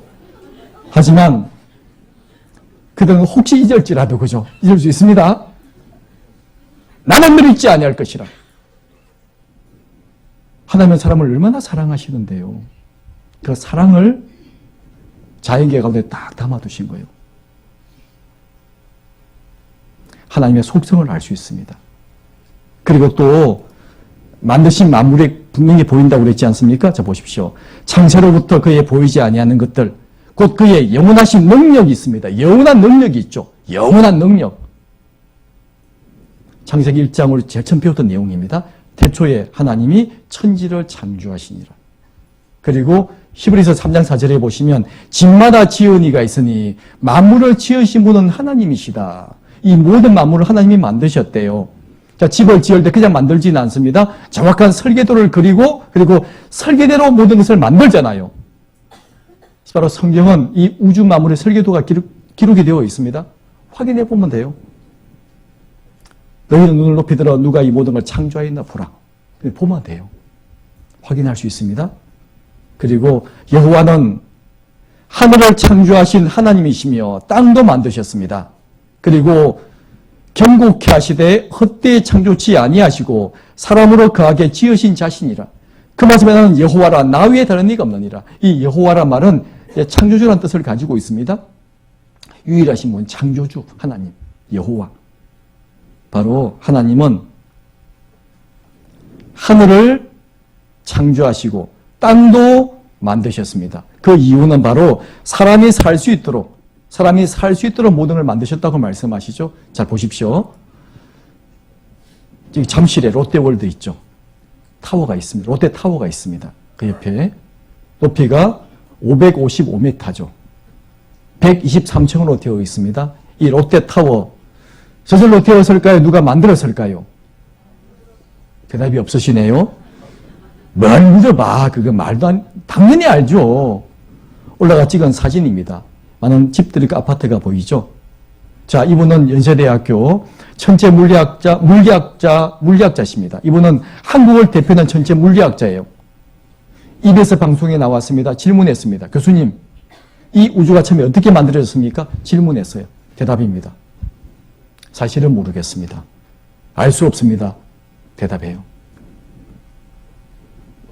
그렇죠. 우리는 단지 실험이나 관측으로 검증 가능한 영역에서 이러이러하게 우주 역사 전개되었구나 하는 것을 알 뿐이지 처음에 우주가 어떻게 만들어졌는지 증거가 지금 없기 때문에 모릅니다.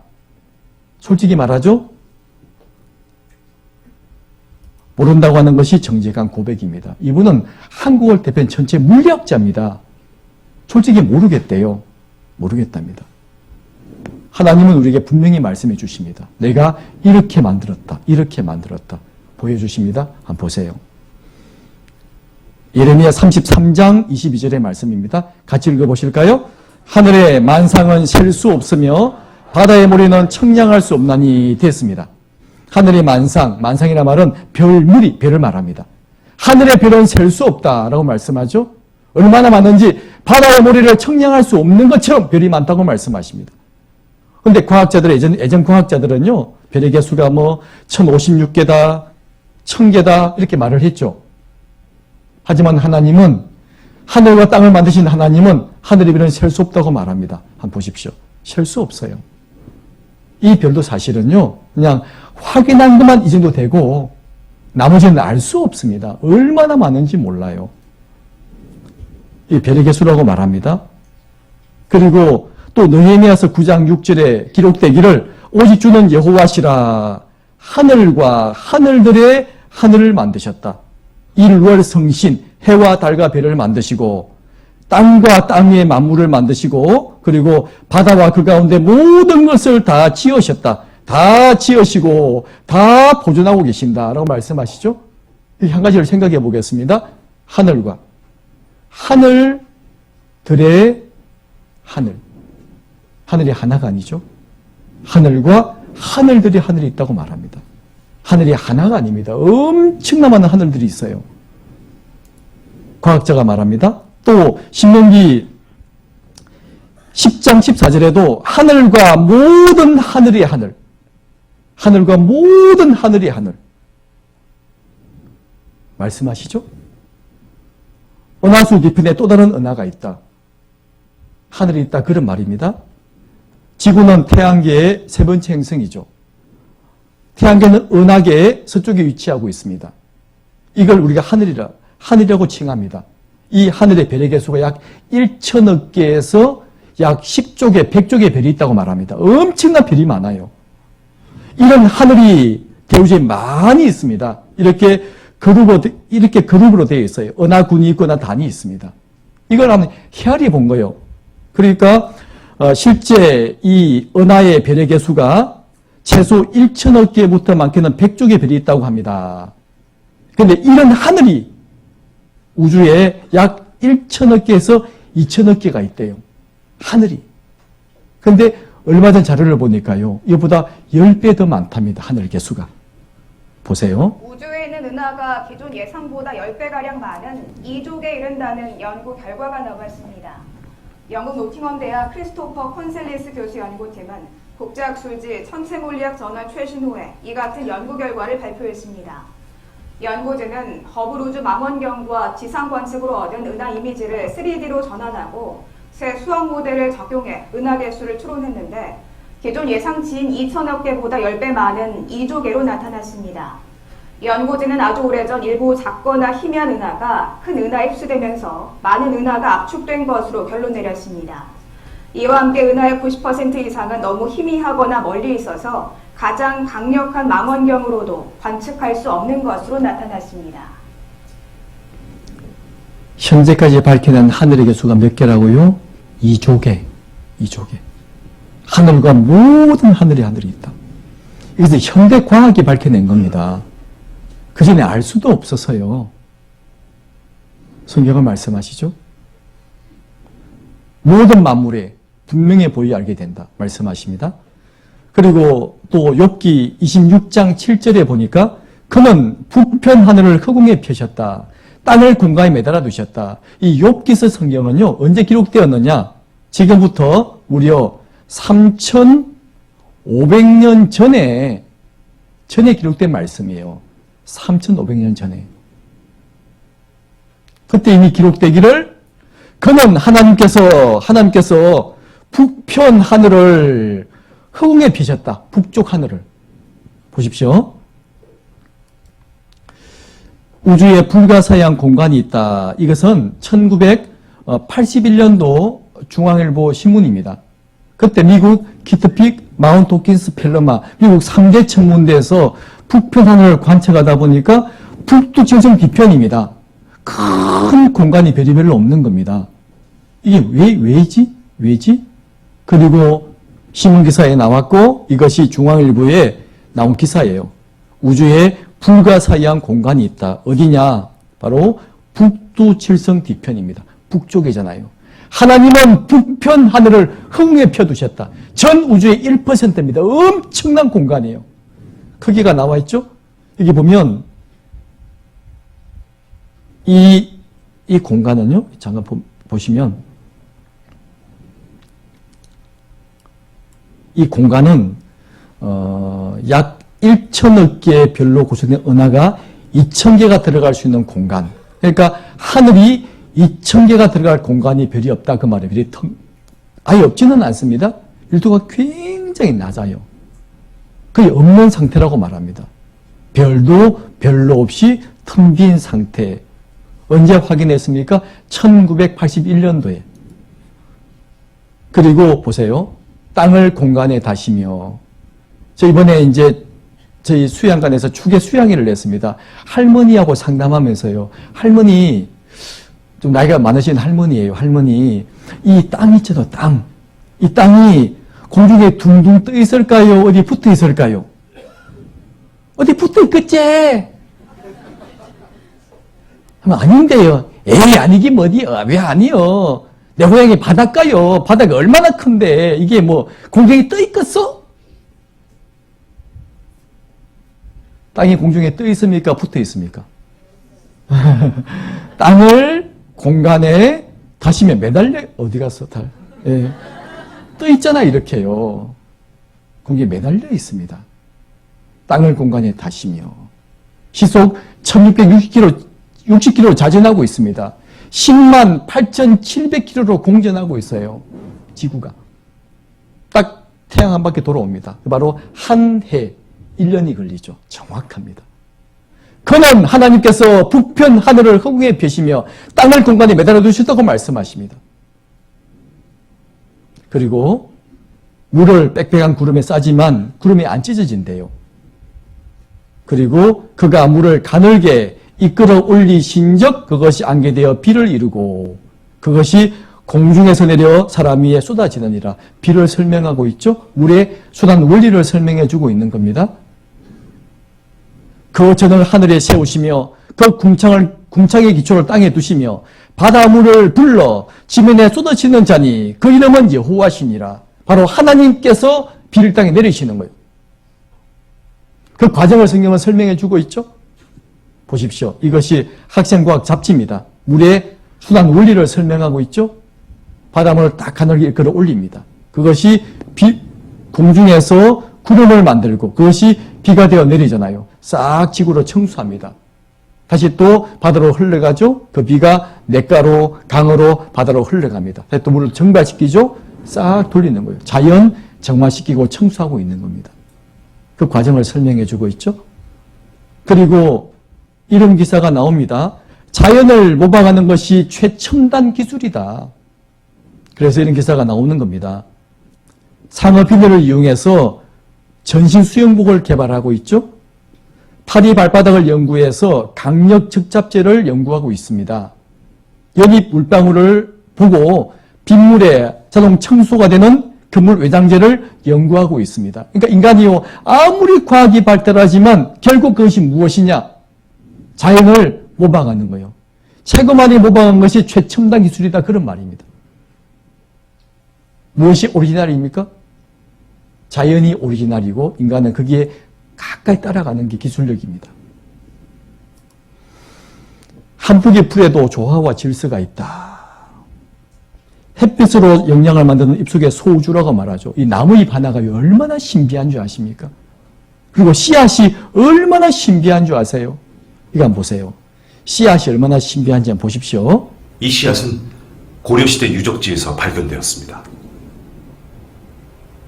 씨앗의 나이를 연대 측정해보니 700년. 사람들은 이 씨앗을 발화시켜 보았죠.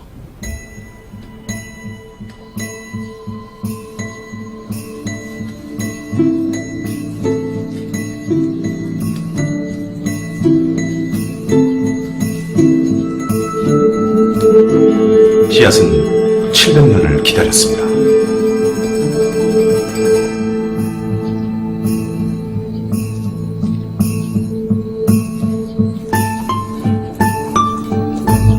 제목이 녹색 동물입니다. 살아있다는 거죠? 공 모양으로 배열된 민들레 씨앗. 어느 방향에서 바람이 불어도 씨앗을 날릴 수 있게 하려는 것이죠. 이질풀은 마치 투석기처럼 씨앗을 발사합니다.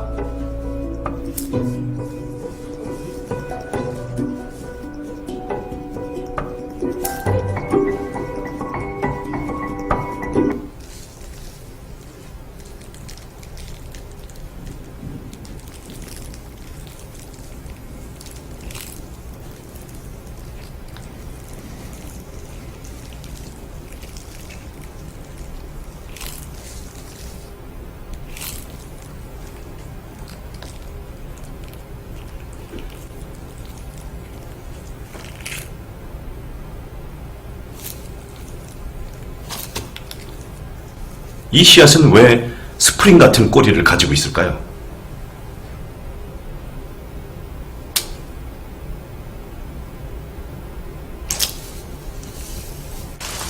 우리는 씨앗을 심을 때 심고 나서 꼭 물을 줍니다. 국화 쥐손이 씨앗은 바로 비가 올 때 펴지기 시작합니다. 파고들기 쉽고 발화하기 좋은 때라는 것을 아는 거죠.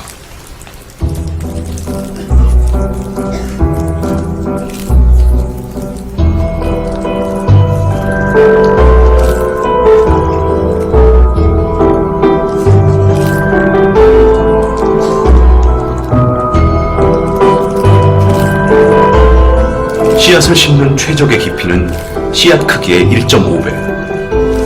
씨앗은 이만큼을 거뜬히 파고 들어갑니다. 더 놀라운 것은 굴착 각도를 수직으로 만든다는 점입니다. 말리지 않은 꼬리 부분이 그 역할을 하죠.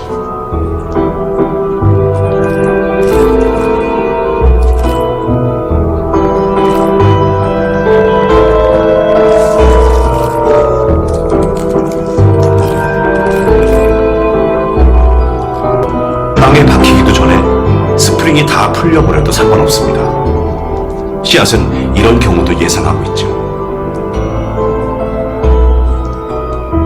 건조해지면 스프링은 다시 감겨 원상태로 돌아옵니다.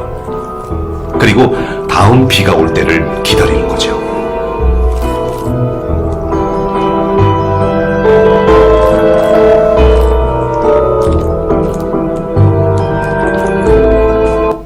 참 신비하죠.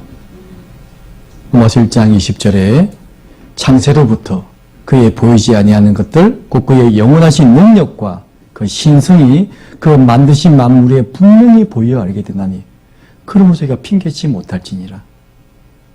하나님은 어떤 자연계를 통해서 우리에게 분명히 증명해 보여주고 계셔요. 우주의 창조 그리고 지구의 창조. 제가 간단한 말씀을 드린 겁니다. 지금 과학 시간은 아니잖아요. 과학 시간에가 2시간이 뭐예요? 제가 종일 설명할 수 있습니다. 하지만 여러분 바닷물 짤까요? 싱거울까요? 물론 한국 바닷물 짭니다. 미국 바닷물은요? 가보셨어요? 저는 가봤습니다. 먹어봤어요. 예, 짭니다. 바닷물 다 안 퍼먹어봐도, 그죠? 한 모금 먹어봐도 바닷물 맛을 알 수 있는 것처럼 몇 가지만 봐도, 아, 이것은 사람이 할 수 있는 것이 아니다. 알 수 있잖아요. 하나님의 능력과 신성을 분명히 보여주신 겁니다. 이건 일반적인 계시라는 거예요. 에이, 저절로 될 수도 있겠지. 라고 누가 말할지도 모릅니다. 하지만 하나님의 그럴 줄 알고 사람들이요, 꼼짝 못하게 하신 것이 있습니다. 바로 특별 계시라는 거죠. 바로 성경을 통해서 분명히 우리에게 말씀해 주고 계십니다. 봐라, 이래도 하나님이 없다고 말할래? 성경은 놀라운 책입니다. 바로 성경은 하나님 말씀이 기록이 되어 있어요. 잠깐 보시면요. 자, 여기 잠깐 보세요. 너희는 여호와의 책을 자세히 읽어보라. 이것들이 하나도 빠진 것이 없고 하나도 그 짝이 없는 것이 없으리니 이는 여호와의 입이 이를 명하셨고 그의 신이 그들을 모으셨다. 자, 성경을 보고 여호와의 책이라고 그럽니다. 여호와의 책. 그리고 태초에 말씀이 계시니라. 이 말씀이 하나님과 함께 계셨으니 이 말씀은 곧 하나님이시니라. 바로 성경은 물론 사람이 기록했습니다. 근데 사람 말이 기록된 것이 아니에요. 여호와의 책입니다. 하나님 말씀이다 그 말이에요. 하나님의 사람들에게 하나님이 어떤 분인가를 설명해 보여주시기 위해 성경을 주신 겁니다. 이게 특별 계시라는 거죠. 보면 알 수 있습니다. 자, 보세요. 자, 성경 디모데후서 3장 16절에 기록되기를 모든 성경은 하나님의 감동으로 되었다. 모든 성경은. 그리고 베드로후서 1장 21절에 보면 예언은 언제든지 사람의 뜻으로 낸 것이 아니요 오직 성령의 감동하심을 입은 사람들이 하나님께 받아 말한 것임이니라. 마치 받아서기 하는 것처럼 하나님이 불러주시고 받아 적었다 그런 말입니다. 여기 이 그림을 보세요. 여기 할아버지가 컴퓨터를 타이핑을 못하세요. 손주를 불렀죠? 그리고 손주에게 용돈 주면서 저기 미국에 있는 이 아빠한테 좀 편지를 좀 써라. 그걸 이메일이라고 그러잖아요. 적습니다. 할아버지 불러주세요. 알았다. 내 아들아 잘 지내니? 내 아들아 잘 지내니? 요즘 술은 많이 안 먹냐? 술은 많이 안 먹냐? 잘 지내라? 잘 지내라? 그런 이 손주가 그걸 타이핑을 해요. 하지만 누구 말입니까? 할아버지가 미국인 자식에게 보낸 내용이잖아요. 똑같습니다. 성경은 물론 사람이 기록했어요. 하지만 하나님 말씀을 받아서 기록한 거다 그런 말이에요. 자, 보세요. 이것은 창세기, 출애굽기, 레위기, 민수기, 신명기는 지금부터 3,500년 전 모세가 기록을 했습니다. 모세. 그걸 모세 오경이라고 그럽니다. 이렇게 기록했어요. 여호와께서 회막에서 모세를 부르시고 그에게 일러 가라사대 불러서 말씀하신 겁니다. 구약 성경에만 무려 3,800군데 하나님이 말씀하시기를 하나님이 가라사대라고 기록이 되어 있어요. 사람 말이 아닙니다. 하나님 말씀이에요. 민수기도 마찬가지죠. 이스라엘 자손이 애굽 땅에서 나온 후 제2년 2월 1일에 여호와께서 시내 광야 회막에서 모세에게 일러 가라사대. 이게 민수기 사람 수를 세어라 그런 말이에요. 백성 숫자를 헤아리 보아라. 12지파에 맞춰 헤아리 보아라. 이게 민수기에서 내용이에요. 자, 모세가 죽었습니다. 모세 후계자가 여호수아예요. 6번째 성경이죠. 여호와의 종 모세가 죽은 후에 여호와께서 모세의 시종 눈의 아들 여호수아에게 일러 가라사대. 이게 여호수아서 내용이에요. 불러주시다 그 말입니다. 여호수아가 죽었습니다. 여호수아가 죽은 후에 이스라엘 자손이 여호와께 묻자와 가로되 우리 중 누가 먼저 올라가서 가나안 사람과 싸우리까? 여호와께서 가라사대 유다가 올라갈지니라. 이게 말씀하시고 그리고 받아 적었습니다. 이게 바로 사사기 내용이에요. 예레미야서도 마찬가지죠. 예레미야 사람 이름입니다. 아몬의 아들 유다 왕 요시아의 다스리기 13년에 여호와의 말씀이 예레미야에게 임하였고 이게 예레미야서잖아요. 에스겔서도 마찬가지입니다. 에스겔에게 임하셨고 다니엘서도 마찬가지. 특히 다니엘서는 역사가 기록이 되어 있습니다. 바벨론, 메디아, 페르시아, 헬라, 로마 다음에 마지막 한 나라가 큰 나라가 등장한 세계를 지배할 거다. 그때 역사의 마지막이다. 이게 다니엘서 내용이에요. 그 다니엘 쓰다가요. 이게 무슨 말입니까? 몰랐죠? 보세요. 내가 듣고도 깨닫지 못한지라. 내가 가로되 내 주여 이 모든 일의 결국이 어떠하게 삼나이까? 다니엘을 갈지어다. 대신 이 말은 마지막 때까지 간수하고 봉함할 것입니다. 너 알 필요 없어. 기록만 해. 잘 보관만 해도 이게 다니엘서 내용이다. 그런 말입니다. 다니엘서 성경 제일 마지막에 요한계시록이죠. 요한계시록은 예수 12제자 가운데 사도 요한에게 주신 말씀입니다. 나머지 제자 다 유다 목매어 자살했고 10명은 다 순교당했습니다. 하지만 이 요한은요, 순교를 안 당했습니다. 죽였습니다. 요한이 안 죽는 거예요. 그래서 황제가 깜짝 놀라서 요한을 밤모습의 귀양 보냅니다. 그 그리스 땅에 있는 밤모습의 귀양가 있을 때 그때 기록한 것이 바로 요한계시록입니다. 어떤 내용인 줄 아십니까? 예수 그리스도의 계시라. 이는 하나님이 그에게 주사 반드시 속히 될 일을 그 종들에게 보이시려고 그 천사를 그 종 요한에게 보내어 지시하신 것이라. 반드시 속히 될 일을 요한에게 보여주신 게 바로 요한계시록입니다. 이 요한계시록 속에는요, 마지막 전쟁이 이루게 되어 있습니다. 마지막 전쟁은 핵전쟁이래요. 연, 월, 일, 시. 날짜는 비밀입니다. 인류 3분의 1이 불과 연기와 유황으로 1시간 만에 전멸한답니다. 3분의 1이 죽는데요. 마지막 전쟁이 바로 아마겟돈에서 일어난답니다. 전 세계 왕들을 아마겟돈을 모은다고 되어 있죠. 인류 마지막 전쟁이 아마겟돈에 일어납니다. 그런 내용들, 그리고 또 그 아마겟돈을 모일 때 강이 어떻게 마를 것이며 몇 명의 군대가 올 것도 기록되어 있어요. 그 수는 2만만이니 2억의 군대가 온다고 되어 있죠. 유프라테스 강물이 말라서 길이 예비된다고 성경은 기록되어 있어요. 마지막 전쟁이 기록되어 있습니다. 또 마지막 심판의 모습도 기록이 되어 있어요. 그리고 천국, 지옥도 기록되어 있습니다. 그게 요한계시록입니다. 그리고 성경 제일 마지막에 말씀하시기를, 이게 마지막이잖아요. 18절에 보면 내가 이 책에 예언의 말씀을 듣는 각인에게 증거한다. 만일 누구든지 이것들 외에 더하면 하나님이 이 책에 기록된 재앙들에게 더하실 터요. 자, 기록된 말씀 외에 절대 더하지 마라, 그런 말씀입니다. 사람 생각 개입되면 안 돼요. 더하면 안 됩니다. 그리고 빼도 안 되는 거예요. 만일 누구든지 이 책의 예언의 말씀에서 제하여 버리면 하나님이 이 책에 기록된 생명나무와 및 그릇간성의 참여함을 제하여 버리시라. 기록된 말씀을 한 자도 빼지 말고 더하지 말라고 말씀하세요. 이게 바로 성경입니다. 하나님 말씀이거든요. 보십시오. 이렇게 기록이 되었습니다. 자, 성경에는 바로 인생의 모든 문제와 그리고 해답이 기록이 되어 있습니다. 그리고 천지 만물의 창조가 기록되어 있고, 그리고 역사가 기록이 되어 있습니다. 역사가요. 내일 배울 겁니다. 에덴 동산, 노아 시대의 대홍수로 이 땅을 물로 심판한 사건부터 해서 바벨탑 사건, 또 창세기 12장부터 하나님이 어떤 분인가를 보여주기 위해서 한민족을 형성합니다. 바로 이스라엘 민족이죠. 창세기 12장부터 나머지 모든 내용이 이스라엘을 중심으로 한 세계 역사가 기록이 되어 있습니다. 물론 지금 역사도 기록이 되어 있어요. 그건 3일째 말씀에 드릴 겁니다. 들어보시면요, 진짜 성경 사실이네요. 하나님 계시네요. 누가 내 일을 말할 수 있습니까? 하지만 하나님은 처음부터 마지막을 말씀하시는 거예요.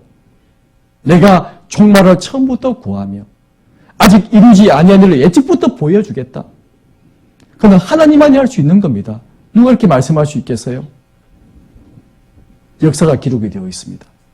그래서 인생의 모든 문제와 답, 만물의 창조, 역사, 그걸 통해서 우리 눈으로 확인해 볼 수 있는 영적인 세계도 우리가 얼마든지 알 수 있도록 다 기록해 두셨습니다.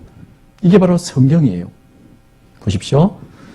성경은 모세가 기록했죠. 지금부터 3,500년 전, 기원전 1,500년에 모세가 기록을 했어요. 요한계시록은 지금부터 1900년 전, AD 약 95년에 기록이 되어 있습니다. 그러니까 옛날 책이에요. 아주 옛날 책입니다. 근데 말씀하시기를 한 자도 더하지 마라, 빼지 말라고 말씀하십니다. 하나님 말씀이기 때문이죠. 구약의 39건입니다. 신약 27건이죠. 참 외우기 좋아요. 이 구구단 할 때요, 39, 잘 아시죠? 구약의 39건, 신약이 27건입니다. 그래서 39, 27, 토탈 66건이에요. 오늘 성경 다 가지고 오셨어요? 왜 한 권밖에 안 가지고 왔어요? 나머지 어디 갔습니까? 예, 이쪽에 다 포함이 되어 있습니다. 성경 전서예요. 성경 전서. 다 포함이 되어 있습니다. 자, 누가 기록했냐? 사시명이 기록했습니다. 이 사람은 기자입니다. 저자가 아니에요. 어부, 학자, 왕, 농부, 의사 보십시오. 어부가 학문이 별로 없잖아요. 농부가 무슨 학문이 필요합니까? 그런데 이렇게 학문이 없는 사람도 있고 학자도 있습니다. 왕도 있습니다. 근데 내용은 똑같아요. 마치 한 사람이 40자루의 펜을 이용해서 책을 한 권 쓰는 것처럼 바로 성경은 하나님께서 40명의 사람을 불러주시고 또 마음을 감동시켜서 그 말씀을 기록하게 만들었다. 그런 말이에요. 하나님 말씀입니다. 그리고 저자가 바로 하나님이죠. 하나님께서 말씀하시되 무려 3,800번 기록이 되어 있고 장소 이스라엘, 로마, 터키, 반모섬 전 세계 각지 기록이 되었습니다. 내용은 역사의 모든 게 다 기록이 되어 있죠. 성경.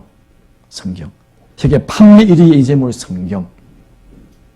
세계에서 가장 많이 배부된 책 성경. 숱한 역경 헤쳐 나온 영원한 베스트셀러 성경. 성경 번역 언어 2,551개. 지금은 이제 2016년 신문입니다. 전 세계 성서가 3,225개 언어로 번역되다. 전 세계 거의 지금 많은 말로 대부분 다 번역이 되어 있습니다. 물론 한국어도 물론 마찬가지죠. 보십시오. 이 영상을 보세요. 책을 만들어 온 이래 가장 오랜 기간 동안 가장 많은 사람들에게 읽히는 책. 그것은 바로 성서.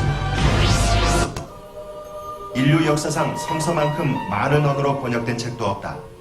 초기의 성서는 주로 이집트의 갈대를 꺾어 만든 파피루스에 쓰여졌다. 현재까지 전해지는 서본 중 가장 오래된 것 중엔 은 2마리 위에 쓴 것도 있다. 하지만 후대로 가면서 주로 양피지에 쓰게 된다. 당시 성서는 이렇게 쓰여진 시기와 상황에 따라 여러 종류의 문서로 나뉘어서 기록된다. 지금처럼 하나의 책으로 묶여져 있던 것이 아니었다. 성서에 쓰여진 언어는 주로 이스라엘 민족의 전통적인 언어인 히브리어였다. 그러던 것이 바빌론 포로기 이후 예언자 에즈라에 의해 당시 일상 용어인 아람어로 쓰여지기도 했다. 이렇게 여러 언어로 쓰여진 각기 다른 문서들이 하나의 책으로 묶여진 것은 기원전 3세기. 알렉산드리아 지역에 사는 유대인들을 위해 여러 문서로 나뉘어 있던 성서를 한데 모아 그리스어로 번역하게 됐다. 이때 번역에 참여했던 사람이 모두 70명. 그래서 72년이라 이름 붙여진 이 성서가 바로 구약 성서다. 책의 보급의 획기적인 사건은 15세기 중반 독일 마인츠시에서 일어났다. 금세공업자였던 구텐베르그가 인쇄술을 발명한 것이다. 구텐베르그가 처음 찍어낸 책이 바로 성서였다. 42줄로 되어 있어 42행 성서라고도 하는 구텐베르그의 성서는 초판에 210부가 발간됐다. 한국에 처음 성서가 들어온 건 1882년 중국어 성서를 번역해서 낸 예수 선교 누가복음 전서다. 당시 번역에 참여했던 사람은 선교사 로스와 서상윤 등이었다. 성서 곳곳에 서북지방 사투리가 있는 건 이들이 주로 서북지방에서 활동한 사람들이기 때문이다.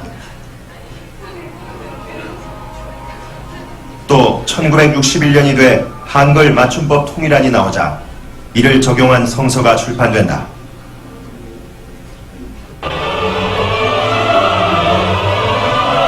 소수의 유대인들의 성서가 세계 최고의 베스트셀러가 되기까지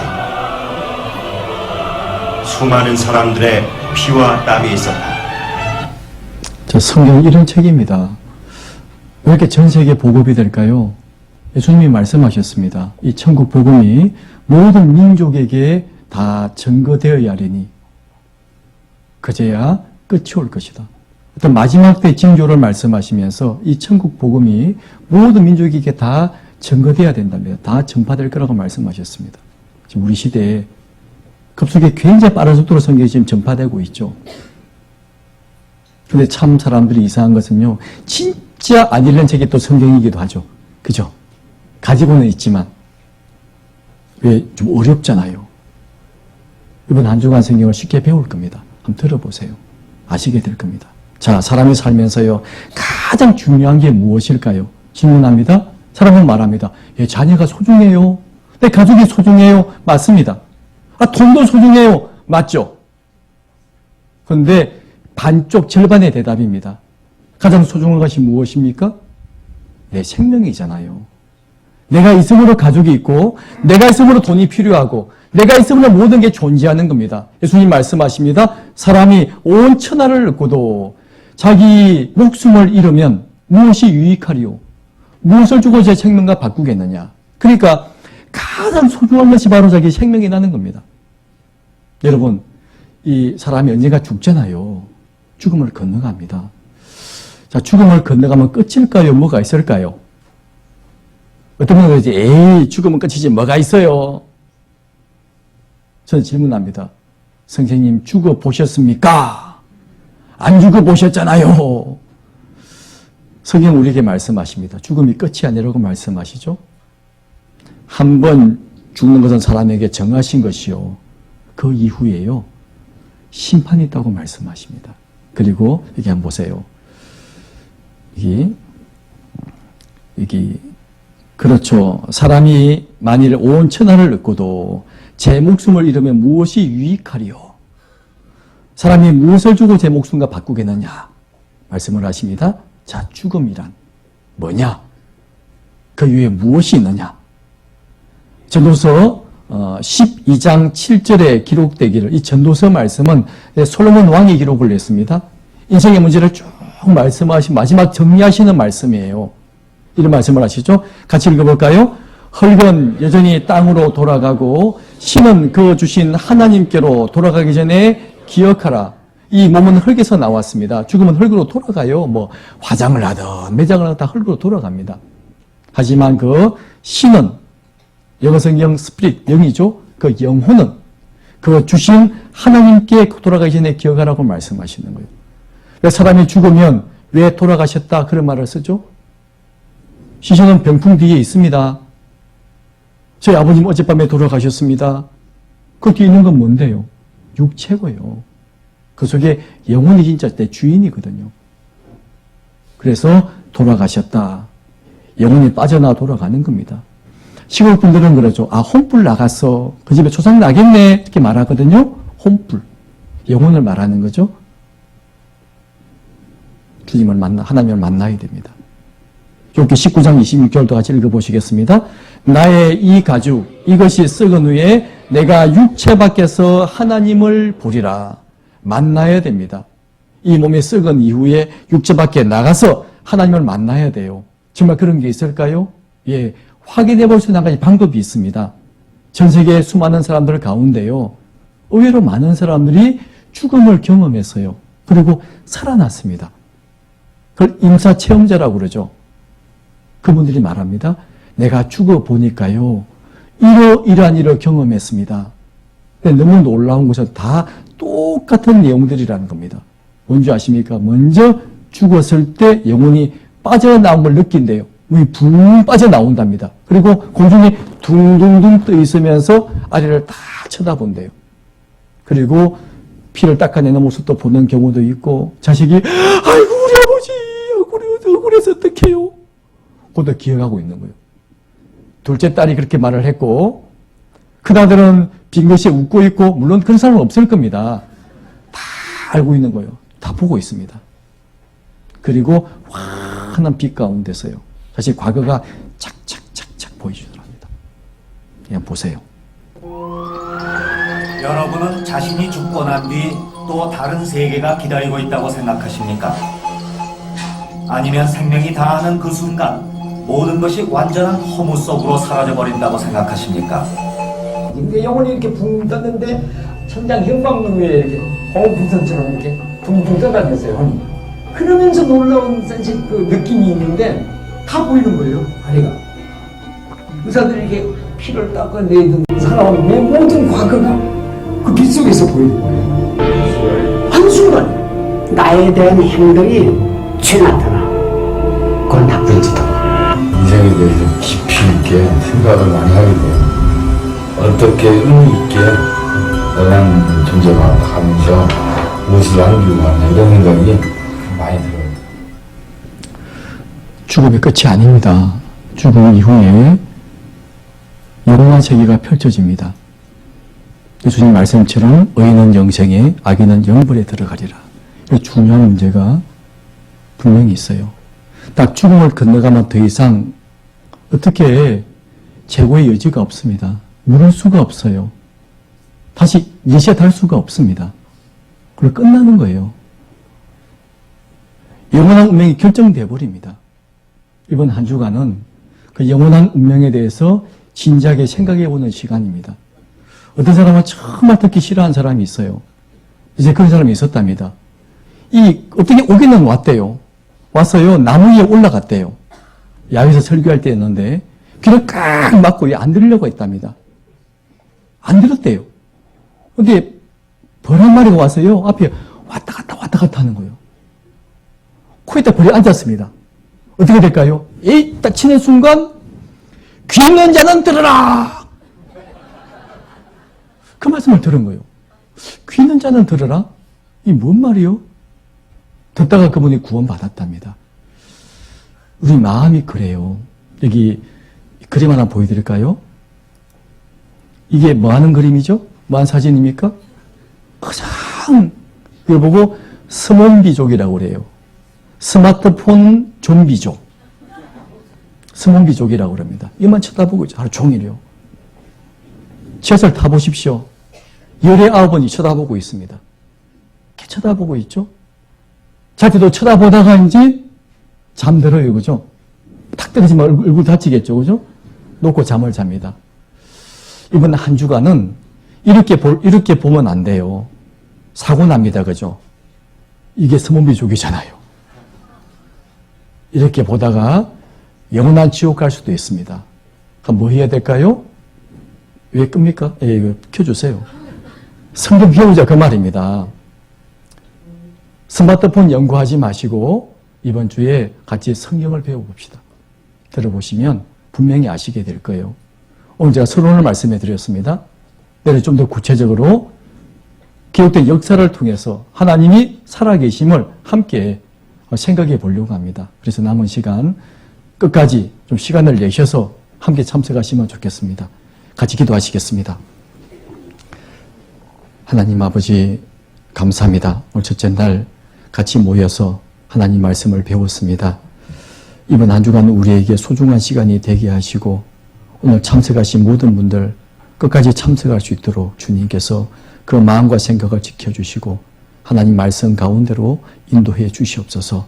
돌아가는 발걸음도 주님께서 안전하게 지켜주시고 내일도 다 이 자리에 함께 모여서 하나님 말씀을 배울 수 있는 귀한 시간 될 수 있도록 인도해 주시옵소서.